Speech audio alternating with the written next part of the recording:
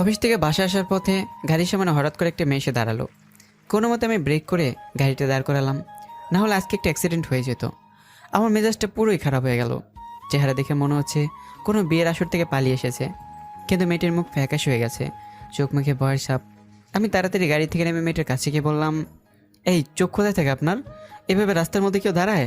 আরে hello madam, আপনি কি বোবা নাকি? আমি যে 5 মিনিট ধরে এত প্রশ্ন করছি, আপনি শুধু মাথা নাড়ছেন। মেয়েটা এখনও নিশ্চুপ।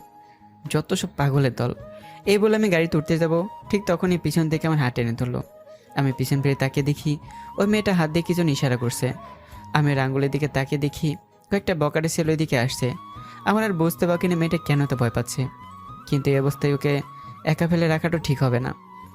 আর আমি কোনো সিনেমার হিরো না যে বকাটের সাথে মারামারি করব। এর থেকে ভালো হয় মেয়েটার কাছ থেকে ওর বাসার অ্যাড্রেস নিয়ে ওকে বাসায় দিয়ে আসি। কিন্তু মেয়েটা তো কোনো কথাই বলছে না। এইসব ভাবতে ভাবতে দেখি অসভ্য ছেলেগুলো অনেকটা কাছে এসে গেছে। আমি দেরি না করে মেয়েটার হাত ধরে গাড়িতে বসে ড্রাইভ করা শুরু করলাম। কি আজব মেয়ে বাবা, একটা অচেনা ছেলের সাথে কোনো সন্দেহ ছাড়া চলে যাচ্ছে আর বাবার মতো বসে আছে। ইচ্ছে করছে ঠাস করে চড় মেরে দেই, কিন্তু মেয়ে বলে আর কিছু বললাম না। তারপর বললাম, আপনার বাসা কোথায়? কিন্তু মেয়েটা এবারও চুপ করে আছে। একটু পর আমার মোবাইলে কে যেন কল করছে। ফোন হাতে এনে দেখি আপু। আমি ফোনটা রিসিভ করলাম। হ্যালো সুমন, কোথায় তুই? একটা বাজতে যাচ্ছে, তাড়াতাড়ি বাসায় আয়, তোর সাথে অনেক কথা আছে। আপু কিছু শুনতে পারছি না, আরেকটা ঝামেলায় আছি। কিন্তু তার আগে আপু ফোনটা কেটে দিল। আর এদিকে মেয়েটা নিশ্চিন্তে বসে আছে। আমার এবার সত্যি মেজাজটা খারাপ হয়ে যাচ্ছে। বারবার এত কথা জিজ্ঞাসা করছি, কিচ্ছু বলছে না। অনেক হয়েছে, আর না, এবার কি কথা বলতেই হবে। আচ্ছা আপনার সমস্যাটা কি বলবেন একটু? আপনাকে আমি চিনি না, জানি না, আপনি কোনো কথা বলছেন না। এত করে বাসার ঠিকানা জানতে চাইছি, কিছুই বলছেন না। তাহলে আমি কীভাবে আপনার বাসায় পৌঁছে দেবো বলুন? এবার হাত দিয়ে আমাকে থামতে বলল। তারপর ওর ব্যাগ থেকে একটা কাগজ বের করে লিখতে লাগলো। আমি কিছু বুঝতে পারছি না, মনে মনে সন্দেহ হচ্ছে মেয়েটা কি বোবা।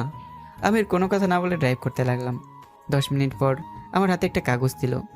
আমি গাড়িটা একটু সাইড করে দাঁড় করালাম, তারপর কাগজটা পড়তে লাগলাম। আসসালামু আলাইকুম। জানি আপনাকে অনেক কষ্ট দিচ্ছি, কিন্তু বিশ্বাস করুন এটা আমার কোনো হাত নেই। সবই আমার নিয়তির দোষ। আর আপনি মনে মনে যা যা ভাবছেন তা আপনি ঠিকই ধরেছেন। আমি একটা বোবা মেয়ে। আমার নাম সালমা আক্তার চুলি। 5 বছর বয়সে আমার বাবা মা রোড অ্যাক্সিডেন্টে মারা গেছে। তারপর থেকেই বুঝতে পারি বাবা মা না থাকার কষ্ট। আমি বড় হয়েছি চাচা চাচি আর আমার নানু বাড়ি থেকে। প্রথম প্রথম চাচা চাচি অনেক খারাপ ব্যবহার করতো। তারপর মামাদের ওখানে আমি চলে যাই। মামা মামি আমাকে নিজের মেয়ের মতো মানুষ করেছে, কিন্তু সেটাও আর ভাগ্যে হলো না। ইন্টার পরীক্ষার পর হঠাৎই একদিন রাতে মামা স্ট্রোক করে মারা যায়।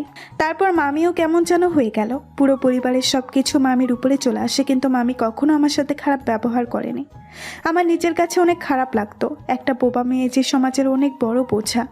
হঠাৎ একদিন চাচা চাচি বাসে আসলো, এসে অনেক মিষ্টি মিষ্টি কথা বলে তাদের ওখানে নিয়ে আসলো। কিন্তু এখানে এসে বুঝলাম আসল কাহিনী। গ্রামের সব কিছু বিক্রি করে দেবে, তাই তো আমাকে এত আদর।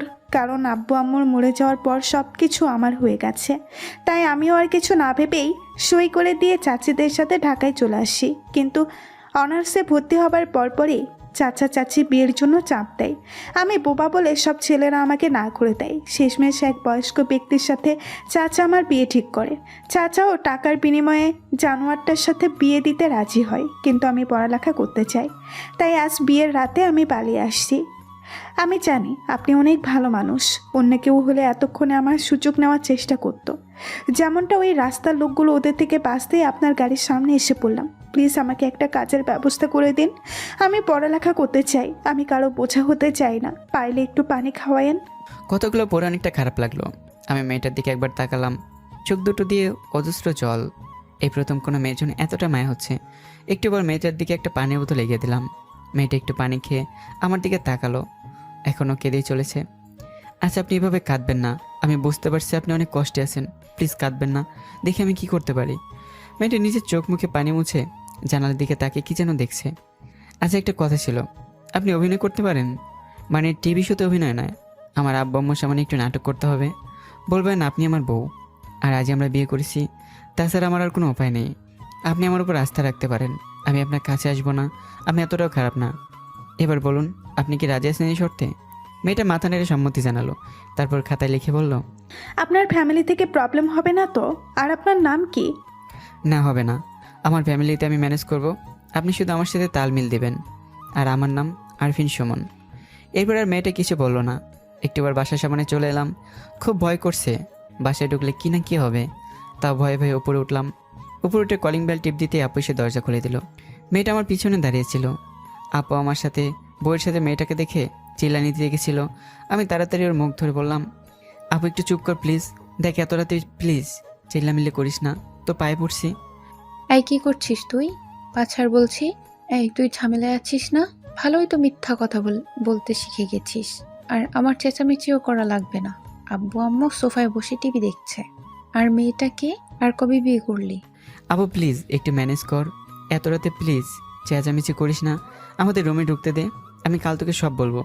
তুই আব্বু আম্মুকে রুমে পাঠা, আর আমি এদিক দিয়ে জুলিকে নিয়ে রুমে ঢুকছি।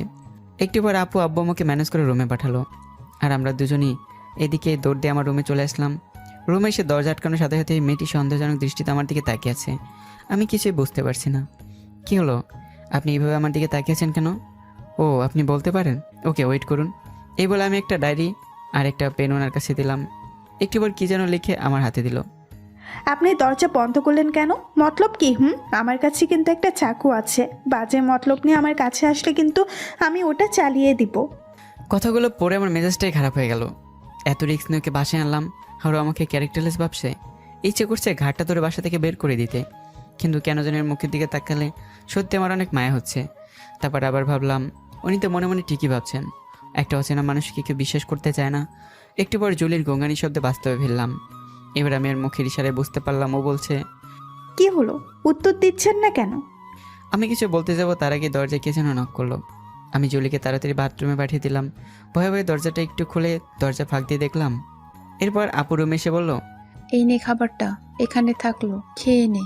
আর এই ড্রেসটা ওকে পরতে বল, আর কালকের জন্য রেডি হও। আম্মু আব্বুর কাছে যে কি ঝাড়টাই না তোর কপালে আছে। কিন্তু একটা কথা, মেয়েটা কিন্তু দেখতে অনেক সুন্দর। ও কোথায় রে এখন? বাথরুমে গেছে, ডাক দেবো কি? না থাক, এখন আব্বু আম্মু জেগে আছে, কালকে কথা হবে। আর তোরা খেয়ে নে, অনেক রাত হয়ে যাচ্ছে, আমি গেলাম। এই বলে আপু রুম থেকে বেরিয়ে গেল। আমিও তার সাথে দরজা লাগিয়ে ভাতের প্লেট নিয়ে খেতে বসবো, ঠিক তখনই জলির কথা মনে পড়লো। মেয়েটিকে তো বাথরুমে আটকে রাখছি। এরপর আপু যে ড্রেসটা দিছে ওইটা নিয়ে বাথরুমের দরজায় নক করলাম। জুলি দরজা খুলুন। আমার আপু আসছিল, ভয় নেই। আচ্ছা দরজা খুলে ড্রেসটা চেঞ্জ করে নিন। একটু পর জুলি দরজাটা হালকা খুলে ড্রেসটা নিল। আমার আর খাওয়া হলো না। ভাতের প্লেটটা টেবিলের উপর রেখেই সোফায় এসে শুয়ে পড়লাম। একটু পর জুলি বেরিয়ে এসে এই প্রশ্নটা আবার করলো। এবার আমি উত্তর দিলাম, না, আপনি মনে মনে যা ভাবছেন তা সম্পূর্ণ ভুল ভাবছেন। আমি ওই রকম ছেলে না। আপনি বিছানায় শুয়ে পড়ুন, আমি সোফায় থাকবো। আর কোনো প্রবলেম হলে আমাকে ডাক দেবেন। এখন এই খাবারটা খেয়ে ঘুমিয়ে পড়ুন। এই বলে আমি অন্যদিকে মুখ ঘুরে শুয়ে পড়লাম। কিন্তু 5 মিনিট পর গঙ্গানি শব্দে আমি আবার উঠে বসলাম। কিন্তু উঠে দেখি উনি এখন ওখানে দাঁড়িয়ে আছে, আর ভাতের প্লেটটাও এখানে নেই। মুখ দিয়ে কী যেন ইশারা করে বোঝাতে যাচ্ছে। এবার আমার সত্যি মেজাজটা খারাপ হয়ে গেল। আচ্ছা আপনার সমস্যাটা কি? রাত 2টা বাজতে যাচ্ছে, বললাম তো চুপচাপ খেয়ে ঘুমিয়ে পড়ুন। কী হলো খান বলছি? জুলি নিঃস্ব হয়ে আছে। কি আমাকে খাইয়ে দিতে হবে? হ্যাঁ, কীভাবে নিজেকে? আমি কি আপনার বেভ লাগি যে খাওয়াই দিতে হবে? জুলি এখনও নিঃস্ব। একটু পর আমার চোখ হঠাৎ ওর হাতের দিকে গেল। ডান হাত অনেকটা কাটা অবস্থায় আছে। একটু পর আমি ওর মুখের দিকে তাকালাম, চোখ দিয়ে এখনও জল বের হচ্ছে। আমি তাড়াতাড়ি ওনার কাছে গিয়ে বললাম, সরি, আমি আসলে বুঝতে পারিনি যে আপনার হাতটা কাটা, কিন্তু আপনার এটা হলো কীভাবে? একটু ওর খাতায় লিখে বলল, বাসা থেকে পালানোর সময় গিরিলে খোঁচা লেগে এমনটা হয়েছে। ইস, দেখে হাতের অবস্থা তো অনেক খারাপ, আপনি বসে নামে আসছি। এই বলে আমি ড্রয়ার থেকে স্যাভলন ক্রিম এনে লাগিয়ে দিয়ে ভালো করে হাতে ব্যান্ডেজ করে দিলাম। তারপর হাত ধুয়ে ভাতের প্লেটটা জুলিকে খাইয়ে দিলাম। একটু পর জুলি ইশারায় বলল, আপনি খেয়েছেন? না আমি খাইনি, আপনি খেয়ে নিন, আর একটা বাঁচতে যাচ্ছে। কি হলো, নিন, এই তো আর অর্ধেক আছে, খেয়ে নিন। এরপর ইশারায় বলল, আপনি না খেলে আমিও খাবো না। খাবো না, কিন্তু কি আর করার, জুলির চাপে খেতেই হলো। খাওয়া শেষ করে উনি শুয়ে পড়লো। আমি আমার মতো সোফায় শেষ শুয়ে পড়লাম, কিন্তু কিছুতেই ঘুম আসছে না। বারবার এপাশ ওপাশ করছি, আর মনে মনে ভাবছি এই প্রথম আমি কোনো মেয়েকে খাইয়ে দিছি, এতটা টেক কেয়ার করেছি। এসব ভাবতে ভাবতে কখন যে চোখ লেগে গেছে মনে নেই। পরের দিন সকালে ঘুম থেকে উঠে শুরু হলো আরেক ঝামেলা। 10টার মতো অফিসে যেতে হবে, কিন্তু জুলিকে একা রেখে কীভাবে যাব? আর আব্বু আম্মা এখন এইগুলো জানলে আরও বেশি ঝামেলা হবে। কী যে করি এখন? আব্বুকে কি সব বলে দেবো? সেটাই ভালো হবে। আপু যেভাবেই হোক আব্বু মুখে ম্যানেজ করতে পারবে, যেভাবে সেই কাজ। জুলি এখনও ঘুমিয়ে আছে। আমি বাইরে থেকে দরজাটা লক করে আপু রুমে চলে গেলাম। আমাকে এত সকালে রুমে আসতে দেখে আপু বলল, কি রে, এত সকাল সকাল আজ উঠলি যে? ব্যাপার কি? না, জুলি রুম থেকে তোকে বের করে দিয়েছে। কি যে বলিস না তুই, আসলে তোকে একটা কথা বলার ছিল। তোর কাছ থেকে আমি একটা জিনিস লুকিয়েছি। কি এমন কথা যেটা বলতে এত ভয় পাচ্ছিস? আবার কোনো ঝামেলায় পড়িসনি তো তুই? না আপু, ঝামেলা না ঠিক, কিন্তু জুলিকে আমি বিয়ে করিনি। কি বলছিস তুই? মাথা ঠিক আছে তো তোর? তুই যদি ওকে বিয়ে না করিস তাহলে ও বিয়ের ড্রেস পরেছিল কেন? আর এত রাতে তুই ওকে কোথায় পেলি? একটিবার আমি আপুকে কালকে সব ঘটনা খুলে বললাম, কিভাবে জুলির সাথে দেখা হলো। সব কিছু শোনার পর আপু বলল, তুই কি পাগল? একটা অচেনা মেয়েকে নিয়ে বাসায় চলে আসলি? আব্বু আম্মু জানলে কি হবে ভাবতে পারছিস তুই? আপু আমি জানি আমি ভুল করছি, কিন্তু মেয়েটাকে দেখে আমার অনেক মায়া হচ্ছিল। আর তখন যদি ওকে রাস্তায় রেখে আসতাম তাহলে রাস্তার কুকুরগুলোকে ভোগ করতো। ওদের থেকে বাঁচাতে ওকে বাসায় নিয়ে আসি। সব কিছুই তো বুঝলাম। এখন কি করতে বলছিস আমাকে? তেমন কিছুই না আপু, আসলে আমি তো 5টা অবধি অফিসেই থাকবো। তুই শুধু এতক্ষণ জুলিকে দেখে রাখবি, আর বলে যেন আব্বু আম্মু রুমে ঢুকতে না পারে। আচ্ছা ঠিক আছে। আর কালকে তো আব্বু আম্মু নানু বাড়ি যাবে, প্রবলেম হবে না। আর এই একদিন আমি চোখে চোখে রাখবো। কিন্তু মেয়েটা দেখতে অনেক সুন্দর, আমার ভাইয়ের সাথে ভালোই মানাবে। কি যে বলিস না তুই। আচ্ছা আপু, তুই একটু চা নাস্তা বানিয়ে দে, অনেক ক্ষুধা লাগছে, আর আমার অফিসে যেতে হবে। আচ্ছা ঠিক আছে, বানাচ্ছি। তুই দাঁত ব্রাশ করে ফ্রেশ হয়ে নে, আমি বানিয়ে আনছি। আর ঝুলিকে উঠতে বল। এবার আমি রুমে এসে দেখি জুলি এখনও ঘুমিয়ে আছে। আমি আর ওকে না ডেকে বাথরুমে গিয়ে ফ্রেশ হয়ে এসে জুলিকে ডাক দিলাম। একটুবার উনি উঠে বললেন, আর আপু আমাদের নাস্তা রুমে নিয়ে আসলো। এরপর সকালে নাস্তাকে জুলিকে সব কিছু বুঝিয়ে দিয়ে বাইরে থেকে দরজা লক করে অফিসের দিকে রওনা হলাম। যাওয়ার আগে আপুকে বললাম, আপু জুলির দিকে খেয়াল রাখিস, আর রুমে কেউ যেন ঢুকতে না পারে। কেস খেতে যাচ্ছে না, আর জুলির হাত কেটে গেছে, ওকে একটু খাই দিস। বাহ, তুই তো দেখছি ওর জন্য অনেক টেনশন করিস। মনে হচ্ছে তোর বিয়ে করাবো। আপু আমার দেরি হয়ে যাচ্ছে, বাই। এই বলে আমি অফিসে চলে আসলাম, কিন্তু মন পড়ে আছে আপুর কাছে। বারবার আপুকে ফোন করে জুলির খবর নিচ্ছি। 2টা বাজে, এই নিয়ে আপুকে 6বার কল করছি। জুলি কি করছে উপরওয়ালাই জানে। আর এদিকে জুলি রুমের মধ্যে শুধু পায়চারি করছে। বারবার যখন আপু বাইরে থেকে দরজা খুলছে তখনই ভাবছে মনে হয় আমি চলে আসছি, কিন্তু আপুকে দেখে বারবার মুখ কালো হয়ে যাচ্ছে। দুপুর 3টার দিকে আপু রুমে আসলো। জুলি, এইদিকে আসো, আমি খাইয়ে দিচ্ছি। 3টা বাজতে যাচ্ছে, সারাদিন কিছুই খাওনি। একটু পর জুলি কাগজে লিখে বলল, উনি খেয়েছেন? সুমনের কথা বলছো? ওর ঠিক আছে নাকি? কখন কি করে মনে হয় খেয়ে নিয়েছে, আবার নাও খেতে পারে। এখন তুমি খেয়ে নাও। উনি আসলে তারপর খাবো। ওরা আসতে অনেক দেরি হবে, তুমি খেয়ে নাও। ও খেয়েছে, আমি একটু আগে ওকে ফোন দিয়েছিলাম। একটু পর আপু জুলিকে খাইয়ে রুমের দরজা লক করে বাইরে থেকে চলে গেল। আর এদিকে আমার অফিসের কাজ শেষ হয়ে গেল। 5টা 30-এর দিকে বাসে আসলাম। কলিং বেল বাজতেই আপু এসে দরজা খুলে দিল, তারপর বলল, যান, আপনার জুলি আপনার জন্য টেনশনে অস্থির হয়ে যাচ্ছে, যান ওনার কাছে। আপু তো শুধু ফাজলামি আর ফাজলামি। আমি একটু পর রুমের দরজা খুলে ভেতরে ঢুকলাম। আমাকে দেখে উনি শোয়া থেকে উঠে বসলো। তারপর আমি বললাম, কি খবর, এতক্ষণ কিভাবে সময় পার করলেন? জুলি হাতে একটা গল্পের বই দেখালো। গল্পের বই পড়ে, আচ্ছা খেয়েছেন আপনি? জুলি মাথা নেড়ে হ্যাঁ সূচক সম্মতি জানালো। আচ্ছা ঠিক আছে, আপনি রেস্ট নিন, পরে কথা হবে। এই বলে আমি ফ্রেশ হয়ে দুপুরে খাবার খেয়ে কম্পিউটারে মুভি দেখছিলাম। রাত 10টায় আম্মু খেতে ডাকলো। আমি খাবার টেবিলে ওখানে গেলাম। ভাতের প্লেট নিয়ে রুমে আসবো, ঠিক তখনই আব্বু বলল, কিরে তোর কি হয়েছে? সারাদিন রুমের দরজা বন্ধ করে কি করিস? তুই তো আগে সারাদিনই বাইরে থাকতি, আর 2টা প্লেট দিয়ে কি করবি তুই? আসলে অফিসে কাজের চাপ বাড়ছে, তাই রুমে বসে বসে কাজ করি। আর 2টা প্লেট নিচ্ছি, এখন খাবো না তো, কাজ করছি, তাই একটা প্লেট নিয়ে ঢেকে রাখবো। এই বলে আমি রুমে চলে আসলাম। এসে জুলিকে খাইয়ে আমি অফিসে কিছু কাজ করতে করতে 1টা বেজে গেল। জুলি ঘুমিয়ে পড়েছে। আমি আর দেরি না করে সবাইকে শুয়ে পড়লাম। আর কাল তো শুক্রবার, যাক একটু আরামে ঘুমাতে পারবো। পরদিন সকালে চেঁচামেচি শব্দে ঘুমটা ভেঙে গেল। আমি তাড়াতাড়ি উঠে দেখি জুলি রুমে নেই। আব্বু আম্মুর রুম থেকে আওয়াজ হচ্ছে, তাহলে কি আব্বু আমার কিছু ধরা পড়ে গেছি? আমি দৌড়ে ওই রুমে গেলাম, মনে মনে যা ভাবছি ঠিক তাই। গিয়ে দেখি সবাই জুলিকে প্রশ্ন করছে, আর উনি মাথা নিচু করে সব শুনছে দাঁড়িয়ে। আব্বুও বাসায় নেই যে ওর হয়ে কথা বলবে। মেয়েটা চুপচাপ মাথা নিচু করে দাঁড়িয়ে আর চোখে নিজের অজস্র পানি চড়াচ্ছে।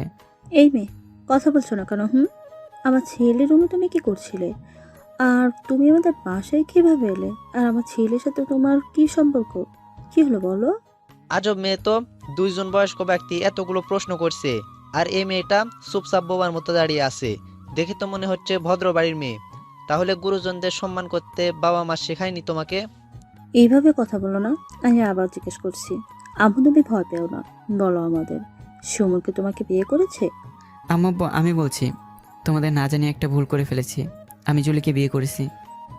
বুঝলাম, বিয়ে করেছো। মেয়েটা অনেক সুন্দর, আমার আর তোর আম্মুর অনেক পছন্দ হয়েছে। কিন্তু এই মেয়েটা কাউকে সম্মান দিতে জানে না। আমি তোমাদের এখন যেটা বলবো সেটা শুনে হয়তো তোমাদের পায়ের নিচ থেকে মাটি সরে যাবে। আসলে কিভাবে যে বলবো। এত প্যাচাল না করে সোজাভাবে বলো তো, মেয়েটার নাম কি?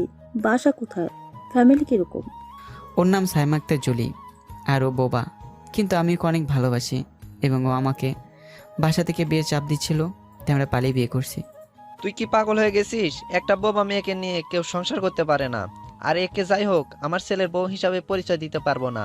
এর থেকে তুই ওকে ওর বাসায় দিয়ে আয়। কেন আব্বু? ওকে যখন বিয়ে করছি তখন সব দায়িত্ব আমিই নেব। আর তোমরা তো একটু আগেই বললে ওকে তোমাদের পছন্দ হয়েছে। তখন তো আর জানতাম না যে মেয়েটা বোবা। তো কি হয়েছে আম্মু? বোবারা কি মানুষ না? ওদের কি বেঁচে থাকার অধিকার নেই? ও আমার সাথেই থাকবে। অসম্ভব, এই মেয়েকে আমরা কখনোই মেনে নিতে পারবো না। আর একটা বোবা মেয়েকে নিয়ে আমার আত্মীয় স্বজনদের সামনে মুখ দেখাতে পারবো না। তুই একে ওর বাসায় দিয়ে আসবি। আমি কিছু বলতে যাব, তার আগেই জুলি কান্না করতে করতে আমার রুমে চলে গেল। আমি শুধু আব্বু আর আম্মুর উদ্দেশ্যে বললাম, আমার পক্ষে জুলিকে ছাড়া সম্ভব না। আমি এইটুকু বলে আমার রুমে চলে আসলাম। এসে দেখুন এই কাগজে কি যেন লিখছে, আর চোখ দিয়ে পানি পড়ছে। একটু পর উনি আমার হাতে কাগজটা দিল। আপনি আমার জন্য যতটুকু করেছেন তা আমার কাছে অনেক। এখনকার দিনে এই মেয়ের জন্য এত কিছু করা মানে অনেক। আপনার এই ঋণ আমি কোনোদিনও শোধ করতে পারবো না। আমি চাই না আমার জন্য একটা ফ্যামিলির মধ্যে অশান্তি হোক। শুধু আমার জন্য আপনি একটা পর একটা মিথ্যা কথা বলেই যাচ্ছেন। কেন করছেন এগুলো? কে হই আমি আপনার? একটা বাহিরের মেয়ের জন্য যথেষ্ট করেছেন, আর না, সব সত্যিটা বলে দিন, না হলে আমিই বলে দিব আপনার বাবা মাকে। আমার নিয়তিতে হয়তো শুধু কষ্টই লেখা আছে। যাই হোক, আমার জন্য আপনাকে আর কষ্ট করতে হবে না। আমি আজই এখান থেকে চলে যাব। যদি কোনো ভুল করে থাকি ক্ষমার দৃষ্টিতে দেখবেন। কথাগুলো পরে আমি একবার ওনার দিকে তাকিয়ে, সত্যিই তো উনি কে আমার? কেন আমি ওনার জন্য এত কিছু করছি? এর আগে তো কোনো মেয়ের জন্য এত ভাবিনি। ওনার মুখের দিকে তাকালে আমার এত মায়া লাগে কেন? তাহলে কি আমি ওনার প্রেমে পড়ে গেলাম? এইসব ভাবছিলাম, তখনই জুলির গোঙানি শব্দে কল্পনা থেকে বাস্তবে ফিরলাম। উনি আমার সামনে আবার খাতায় লিখে খাতার লেখাটা তুলে ধরলো। কি হলো বলুন? আমার প্রশ্নের উত্তর দিন। কে হন আপনি আমার জন্য কেন এত কষ্ট করছেন? আমি তো আপনার জীবনে 2 দিনের অতিথি হয়ে এসেছিলাম, আর চলে যাচ্ছি। যদি কোনো ভুল করে থাকি ক্ষমার দৃষ্টিতে দেখবেন, আর পারলে আমাকে আমার নানু বাড়ি যাওয়ার টিকিট কেটে দিন। দেখুন, আপনি কে? হ্যাঁ, আমি বা কেন আপনার জন্য এত করছি আমি নিজে জানি না, কিন্তু আমি একজন অসহায় মেয়ের পাশে আছি। এই 3 দিন আমি একজন ভালো বন্ধু পেয়েছি, আর আমি আমার বন্ধুর জন্য করছি। আশা করি এবার উত্তর পেয়েছেন। এরপর খাতায় কী যেন লিখতে লাগলো, আর রুমের বাইরে থেকে আব্বু আম্মু চেঁচামেচি করে। এক কথা আমার মেজাজ খারাপ হয়ে যাচ্ছে। আবার জুলির কথা ভেবে ওর জন্য অনেক মায়া লাগছে। 5 মিনিট পর লেখা শেষ হলে আমার হাতে কাগজটা দিয়ে দিল উনি। এ হয় না। আপনি শুধু শুধু আমার জন্য কষ্ট করছেন। আপনি আমার জন্য এত কিছু করছেন, কিন্তু আমার জন্য আপনি আপনার আব্বু আম্মুর কাছে অপমানিত হচ্ছেন। আর আপনার ফ্যামিলি আপনাকে মানবে না। আর যা হওয়ার নয় তা করে কি লাভ? এর থেকে আমি আজই চলে যাচ্ছি এখান থেকে। আপনি পাগল হয়ে গেছেন? নতুন শহরে এসেছেন, আপনার এখানকার কিছুই তেমন চেনেন না। আমি জানি আব্বু আম্মু আপনাকে অনেক খারাপ ব্যবহার করেছে, অনেক বাজেভাবে আপনার সাথে কথা বলেছে, আর তার জন্য আমি আমার বাবা মার হয়ে আপনার কাছে ক্ষমা চাচ্ছি। খাতায় যেন লিখতে যাবে, তার আগে আমি ওনার খাতাটা হাত থেকে কেড়ে নিলাম। উনি খাতাটা দিতে চাচ্ছিল না, আমি এক পর্যায়ে জোর করে কেড়ে নিলাম। এখনও কেঁদেই চলেছে। আমি না চোখের পানি মুছে তারপর বললাম, দেখুন, রাগের মতো কোনো সিদ্ধান্ত নেবেন না। আপনাকে যখন আমি এখানে নিয়ে আসছি তখন সব দায়িত্ব আমার উপর একটু আস্থা রাখুন, সব ঠিক হয়ে যাবে। এখন চুপচাপ এখানে বসুন, আমি খাবার নিয়ে আসছি। এই বলে আমি শার্টটা পরে রুমের দরজা খুলে বাইরে থেকে লক করে দিলাম, যাতে আব্বু আমার ভিতরে ঢুকে জুলিকে অপমান করতে না পারে। যেই বের হবো ঠিক তখনই আব্বু পিছন থেকে ডাক দিল। আমি না শোনার ভান করে চলে গেলাম। বাইরে থেকে সকালের নাস্তা কিনে বাসায় এনে কারো কোনো কথার উত্তর না দিয়ে সরাসরি রুমে চলে আসলাম। এসে থেকে জুলি বেলকুনিতে দাঁড়িয়ে কেঁদে যাচ্ছে। আমি ওনার হাত ধরে ওনাকে ভিতরে নিয়ে এসে খাই দিলাম। প্রথমে খেতে চাচ্ছিল না, পরবর্তীতে আমার চাপের মুখে খেতে বাধ্য হলো। আচ্ছা, আপনার হাত তো কেটে গিয়েছিল, তা এখন হাতে ব্যথার কি অবস্থা কমেছে? জুলি মাথা নেড়ে বলল কমেছে। জানি আপনার মন মেজাজ এখন অনেক খারাপ, একটু ওয়েট করুন, আমি মন ভালো করে দিচ্ছি। জুলি ইশারা করে বলল কীভাবে? ওয়েট বলে কম্পিউটার অন করে একটা ফানি মুভি অন করে বললাম, মাথা থেকে চিন্তা বাদ দিয়ে এই মুভিটা দেখুন, আপনার মন ভালো হয়ে যাবে। আর যদি ভালো না হয় তখন কি করবেন? তাই তো, কী করা যায়? আচ্ছা আমি তখন নিজে অভিনয় করে আপনার মন ঠিক করব। কথাটা শুনে জুলি একটু হাসলো, কিন্তু আর কোনো কথা বললো না। আপনি এখানে বসে মুভি দেখুন, আমি আসছি। যে রুমের দরজা খুলে বাইরে যাবো এমন সময় আব্বু আবারও ডাক দিল। তুই কি চাস একটু খুলে বল। এখানে এসে বসতো রাগারাগি আমার একটু ভালো লাগে না। এখানে বসে খুলে বল তুই কি চাস। আমি কি চাইবো? হ্যাঁ, ছোটোবেলা থেকে তোমাদের সব কথাই আমি শুনেছি, আর তোমরা তোমার বিয়ের জন্য মেয়ে দেখছিলে। এখন আমি বিয়ে করে আনছি, আর তোমাদের এখন ঝামেলা হচ্ছে না? খুব সাহস বেড়েছে তোর না, যে একটা মেয়ের জন্য নিজের আব্বু আম্মুর সাথে রাগারাগি করছিস। একটা বোবা মেয়েকে বউ হিসেবে পরিচয় দিতে পারবে? না পারার কি আছে? বলবা আম্মু, বোবারা কি মানুষ না? তুমি বলবা আম্মু জুলি কোন দিক থেকে খারাপ? তোমরা সবাই নিজেদের স্বার্থ নিয়েই থাকো, তোমরা চেহারা দেখে মুগ্ধ। যেই শুনলে মেয়েটি বোবা, সে তখন থেকে তোমাদের নিজের আসল পরিচয়টা দিলে। তার মানে তুই ওকে ছাড়বি না তাই তো?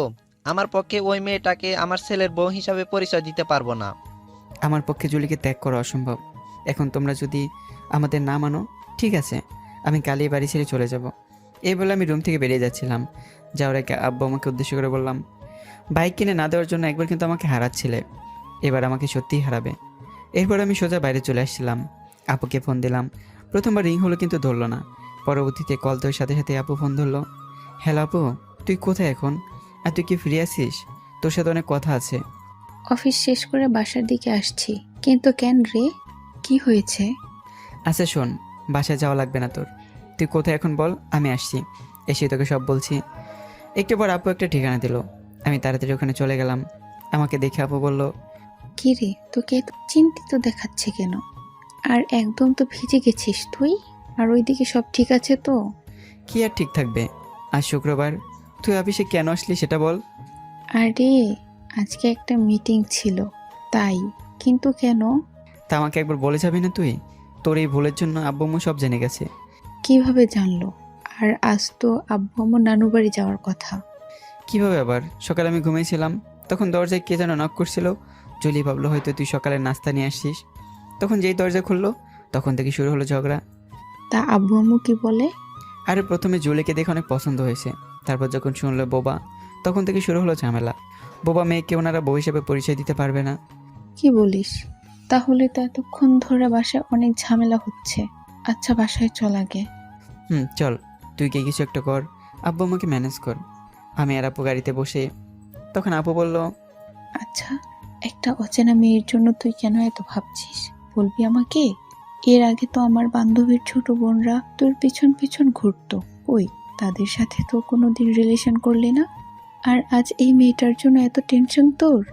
আমি জানি না ওর জন্য কেন মায়া হয়, তবে আমি কিন্তু ওকে ফ্রেন্ড ভাবি। সত্যি কি ফ্রেন্ড নাকি আরো কাছের কেউ? তোর শুধু ফাজলামো। নাম গাড়ি থেকে, বাসায় চলে আসছে। একটু পর কলিং বেল বাজাতেই আম্মু এসে দরজা খুলে দিল। আপু সোজা গিয়ে ওর রুমে গেল, আর আমি এদিকে আমার রুমে চলে আসলাম। এসে দেখি জুলি এখনও মুভি দেখেই যাচ্ছে। কি ব্যাপার, আপনার মন ভালো হয়েছে এখন? মাথা নেড়ে বলল হ্যাঁ। আচ্ছা আপনি সাথে করে সব কাগজ নিয়ে এসেছেন তো? তাহলে এই বুধবার আমি আপনাকে এখানকার একটা বেসরকারি ভার্সিটিতে ভর্তি করে দেব। জুলি ইশারা দিয়ে বলল, এনেছি, কিন্তু আমার একটা কাজ খুব দরকার ছিল।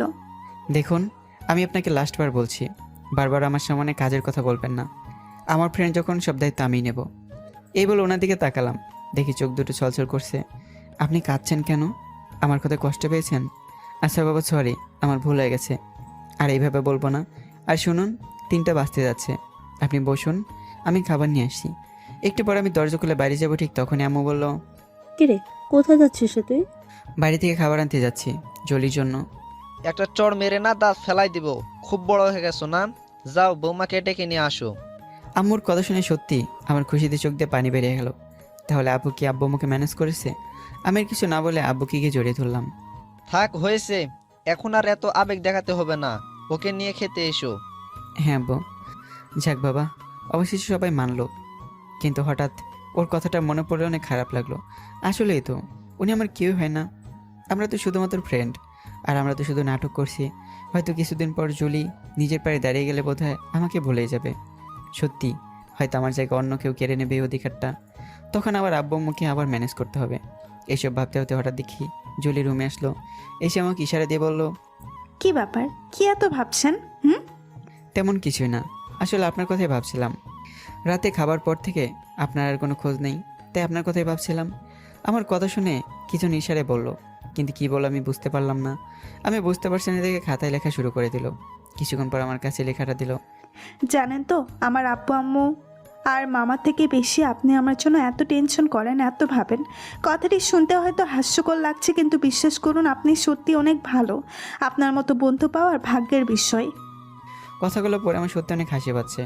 আমাকে আসতে দেখে উনি আমার দিকে অগ্নিদৃষ্টিতে তাকিয়েছে, কিন্তু ওই চোখের চাহনি আমার কাছে অনেক আকর্ষণীয় লাগছে। মনে হচ্ছে কোনো মায়াবী পরে আমার দিকে তাকিয়ে আছে। একটু পর জুলির কাশির শব্দে বাস্তবে ফিরলাম। উনি ইশারার মাধ্যমে আমাকে বোঝাচ্ছিল। আপনি পাগলের মতো হাসতেছেন কেন? না, আসলে একটা কথা মনে পড়ছিল তো, তাই। আচ্ছা, একটা কথা, সকালে আব্বু আম্মুর কথায় আপনি কষ্ট পেয়েছেন? জুলি মাথা নেড়ে বলল, না। সত্যি বলছেন তো আপনি? এরপর খাতা আবার কি যেন লিখতে লাগলো। লেখা শেষ হলে আবার আমার কাছে দিল। দেখুন, আপনার আব্বু আম্মু মানে আমারও আব্বু আম্মু, আর ওনারা যদি আমাকে চড় মারো তাতে আমিও কিচ্ছু মনে করব না, কারণ তারা আমার গুরুজন। ছোটোবেলা থেকে বাবা মার আদর পাইনি, কিন্তু মামা মামি আমার জন্য অনেক করেছে। আর আজ আমার নতুন আম্মু আমাকে ভাত খাইয়ে দিচ্ছে, এরপরও আপনি বলছেন আমি রাগ করে আছি নাকি? হুম? না, আসলে আমি ওইভাবে বলতে চাইনি। আমি ভাবলাম হয়তো রাগ করে আছেন, তাই আর কি বললাম। আচ্ছা, একটা কথা, আপনি কোনো দিন কোনো রিলেশন করেছেন? উনি মাথা নেড়ে বললেন, না। আমি বিশ্বাস করতে পারলাম না। আমার মন বলছে আপনি আমাকে ডব দিচ্ছেন। আমি জানি আপনি রিলেশন করছেন। এবার আমাকে থামতে বলে উনি ইশারা দিয়ে আমাকে বোঝাতে লাগলো, কিন্তু আমার মাথায় কিছুই ঢুকছে না। আর ঢুকবে বা কীভাবে? ছোটোবেলা থেকে তো ফেলি ফেলি করে আসছি, কত মারও খেয়েছি আম্মুর হাতে। এইসব ভাবতে ভাবতে দেখি উনি খাতায় লিখে খাতাটা আমার হাতে দিল। আমি জানি হয়তো আপনার বিশ্বাস করতে কষ্ট হচ্ছে, এটাই সত্যি। আর এখনকার যুগে কেউই বিশ্বাস করতে চায় না। আমি চাচাদের ওখানে ক্লাস 7 অবধি ছিলাম, আর তখন চাচি আমাকে খুব চোখে চোখে রাখতো। এরপর ক্লাস 8 থেকে মামাদের ওখানে গেলাম। মামা আমার সব কথাই রাখতো, সব ইচ্ছাই পূরণ করতো, কিন্তু মামার একটাই কথা, ভদ্র হয়ে স্কুলে যেতে, সেজেগুজে যাওয়া যাবে না। এরপর থেকে আমি বোরখা পরে স্কুলে যেতাম, আর এখানে আমার বড় আপু আমাকে গার্ড দিত। আর আমি ছোট থেকেই ইন্টার অব্দি গার্লস স্কুল কলেজেই পড়েছি, তাই প্রেম আমি কোনোদিনই করিনি। সব কিছুই তো শুনলাম, আর আপনার কথা বিশ্বাস করলাম। আচ্ছা, প্রেম নাই করেন ঠিক আছে, কিন্তু কাউকে কি ভালো লাগতো না? বা কাউকে কি মন থেকে ভালোবাসতেন? এবার আমি আর ইশারায় বুঝতে পারলাম। ইশারায় আমাকে বলল, না, সেরকম কাউকেই ভালো লাগেনি, কিন্তু অনেক ছেলেই আমার পেছন পেছন ঘুরতো, আর অনেক প্রেমের প্রস্তাবও পেয়েছি, কিন্তু ফ্যামিলির মান সম্মানের দিকে চিন্তা করে আমি আর এইদিকে আগাইনি। আপনার যা চেহারা, যে কোনো ছেলে আপনার প্রেমে পড়ে যাবে। আমি অলরেডি পড়ে গেছি, বিড়বিড় করে বললাম। এরপর জুলি আমাকে ইশারায় বলল, আপনি কি কিছু বলছেন আমাকে? কই না তো, কি বলবো, কিছুই বলিনি তো। একটু পর দেখে আপু রুমে এসে বলল, কি ব্যাপার, আমি কি ভুল সময় চলে আসলাম? আরে না, ভুল সময় আসবি কেন? আর আমরা এমন কোনো ইম্পর্টেন্ট জিনিস নিয়ে কথা বলছি না যে তোর আসলে প্রবলেম হবে। বুঝলাম। জুলি তোমাকে আম্মুর রুমে ডেকেছে। একটু পর জুলি মাথা নিচু করে রুম থেকে চলে গেল। হয়তো আপু এসেছে, মনে হয় লজ্জা পেয়েছে, কিন্তু যাওয়ার আগে আমাকে তার দিকে একবার তাকিয়ে হাসলো।